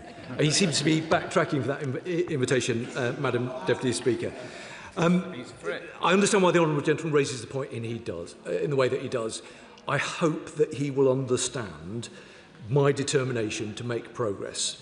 I know that he will understand that I have had a limited amount of time available to get into the detail of all of this. That is my absolute priority. That is what I will be returning to the department to do very shortly. I hope he'll just give us a little bit of time, and in the end it'll be for him to take a view about where we get to with this. Mark Seward. Thank you, Madam Deputy Speaker. Can I genuinely welcome the Secretary of State to his place? And can I also commend the Royal Marines, the National Crime Agency, the personnel from the RAF and all the others for conducting their work this weekend. Clearly, this isn't the end we will see of the Russian shadow fleet. There are reports that 2 more ships are sailing our way, sanctioned by the US, the EU, Canada, but not by the UK. Now, I am aware that he can't comment on future sanctions, but can he tell us that he'll work extremely closely with our allies on sanctions alignment to close any loopholes that Putin might seek to take advantage of? Well, Madam Deputy Speaker, I'm very grateful to my Yorkshire neighbour for his welcome, for the tribute that he's paid to the Royal Marines. But also, I just want to emphasise the support that he offered for the National Crime Agency. I was privileged to work very closely with them over the past 2 years. They do extraordinary work in the shadows, but we should be hugely grateful to them. I give him the assurances that he seeks with regard to the close cooperation with our international allies. Joined on the front bench by my colleague from the Foreign Office. I know that he works incredibly hard to ensure that we are best joined up and working most closely with our allies. We take it very seriously. We understand the benefits of doing so. Thank you, Madam Deputy Speaker. And I welcome the Secretary of State to his position and thank him for his statement and indeed our brave Royal Marines for undertaking this action. Madam Deputy Speaker, it's been reported in the press that our entire hunter-killer fleet is out of the water, being repaired and maintained. Is this true? And when will these submarines be back on duty defending our seas? Thank you. I'm very grateful to him for the point that he's raised in the way that he has done it. I think he will understand that I'm not in a position to be able to talk about the availability of submarines and the activity that they undertake. But perhaps in the Right Honourable Gentleman, opposite questions, why not? I'm quite certain that he wouldn't have done that when he was in government, and I'm not going to do it either. What I will do is pay tribute to those who serve on submarines for their outstanding service. Spence. Thank you, Madam Deputy Speaker. And can I welcome my honourable and gallant friend to his new role? I know he's a very humble man, but I want to say what a pleasure it is to work with him and honourable and gallant members from across the House in this place. I also want to pay tribute to all the armed service personnel who took part in yesterday's really important operation. Clearly, sanctions are really important, and sanctions against the Russian war machine are incredibly important in defending our allies in Ukraine. However, sanctions only work if we look to enforce them. So what reassurance can the Secretary of State give me that we will continue to, this government will continue to support that enforcement? Secretary of State. I'm very grateful to him. He's slightly thrown me because he isn't in his usual place, but it's good to see him over there. He's right about the importance of sanctions, but he's also right about the importance of sanctions enforcement. I know it is an issue that my honourable friend, the Minister from the Foreign Office, takes very seriously. They're kept under very close review, as with other colleagues across government, including with DBT, but I'm very happy to speak to him more about it. Peter Fortune. Thank you, Madam Deputy Speaker, and it's good to see the member for Harlow moving to his right. Can I also pay tribute to members of the armed forces community who played a big part in this operation? They truly are the best of us. Madam Deputy Speaker, I wonder if the Secretary of State could advise us on any actions that are being taken on the Russian frigate, the Admiral Grigorovich, I hope I got that right, which has been patrolling in English waters for 2 months without intervention from the Royal Navy.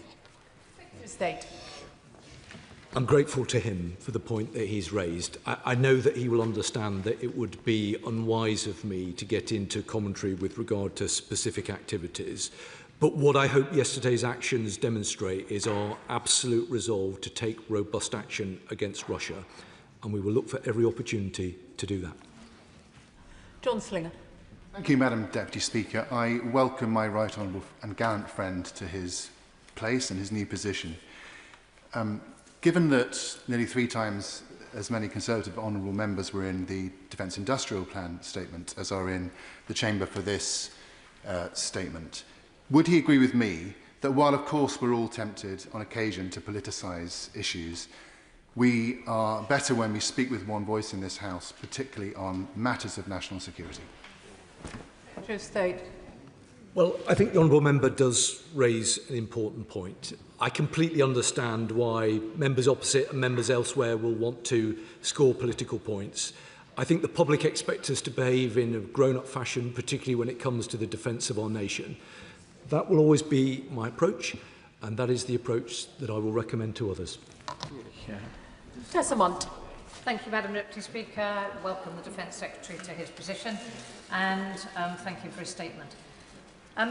Sanctions are ineffective unless they're fully enforced, and I join my colleague on the Lib Dem spokesperson just to point out, of course, that we cannot allow loopholes to undermine our sanctions regime against Putin's war machine. I point out the numerous shell companies that are used as a shield, as well as flags, to disguise operational control of its shadow fleet, but also Russia's using extensively non-military dual-use manufacturing and the global commercial supply chain to support its war. So can I ask, what action is the Secretary of State taking to prevent Russia from using dual-use manufacturing, to boost the UK's manufacturing expertise so it can identify potential dual use, and to prevent commercial supply infrastructure to support its war, and to ensure that sanctions are fully enforced? Secretary of State. Well, the Honourable Lady is right to raise the importance of defence manufacturing, and she raised a number of other important points as well, not least around unpacking transparency and shell companies. My ministerial colleagues on both sides of me, from the Foreign Office and from DBT, were listening intently to the points that she raised and were providing me with assurances that there is a lot of activity in their departments to stand against the kind of points that she raised. She's indicating that she wants somebody to write to her, and we'll work out which one of us is going to do so. Can I thank the Secretary of State for his statement this afternoon? Point of order, Madam Deputy Speaker. Point of order, David Reid. Thank you, Madam Deputy Speaker. In the earlier urgent question on the Defence Investment Plan, the Minister for Defence Readiness and Industry said that the government are committed to all 62 recommendations laid out in the Strategic Defence Review. And in a later response to a Right Honourable member, the Minister described those recommendations only as ones the government supports. Now, Madam Deputy Speaker, as you all know, the word committed carries specific financial meaning in our civil service. So can the Minister use this opportunity to clarify the government's position? And if not, can you, Madam Deputy Speaker, advise me how to get an appropriate answer? I'm grateful to the honourable gentleman for notice of his point of order, and I understand that he also notified the Minister that he intended to raise it. As he will know, this is not a matter for the Chair, but I'm sure that the front bench has heard him, and if the Minister wished to respond, he could, of course, do so through a further point of order. Point of order, Luke Pollard. Thank you. I'm grateful for my Devon neighbour for allowing me to say again, we back all 62 recommendations of the Strategic Defence Review. We're implementing all 62 recommendations in the Strategic Defence Review. It's an important, first of its kind review, and it's one that this government fully backs. Motion number 1 on business of the House today. Minister to move. I beg to move. The question is as on the order paper. The question is as on the order paper. As many as are of that opinion say aye. Aye. Of the contrary, no. I think the ayes have it. The ayes have it. Eve. Eve. Royal Albert Hall Bill, Lords. Revival. Now. Sir John Whittingdale. Thank you, Madam Deputy Speaker, and I am pleased to support the revival motion being tabled this afternoon. It is about 8 months since I moved the second reading of the bill. No, I'm sorry, it's about 11 months since I moved the second reading of the bill last year. The bill at that stage had already completed its passage through the House of Lords, and it was given a second reading without opposition. It then went into the Committee on Unopposed Private Bills, and the panel met in March of this year under the chairmanship of the Chairman of Ways and Means, and the committee approved the bill, subject to an undertaking given by the Royal Albert Hall, which I will come back to. Now, I don't want to repeat all of my speech that I made at second reading, but I do want to set out once again why the bill is so necessary and is so beneficial, not just to the Royal Albert Hall, but to the many people who enjoy performances there. The Royal Albert Hall is one of our most important cultural institutions. There can be few people in this chamber, indeed in the country, who have not enjoyed performances either live or broadcast from the hall, including obviously the last night of the Proms, the Festival of Remembrance, Cirque du Soleil, and indeed tonight, Elvis Costello. I should declare that I served as a trustee of the Royal Albert Hall, appointed by the Secretary of State for Culture, Media and Sport from 2018 to 2020.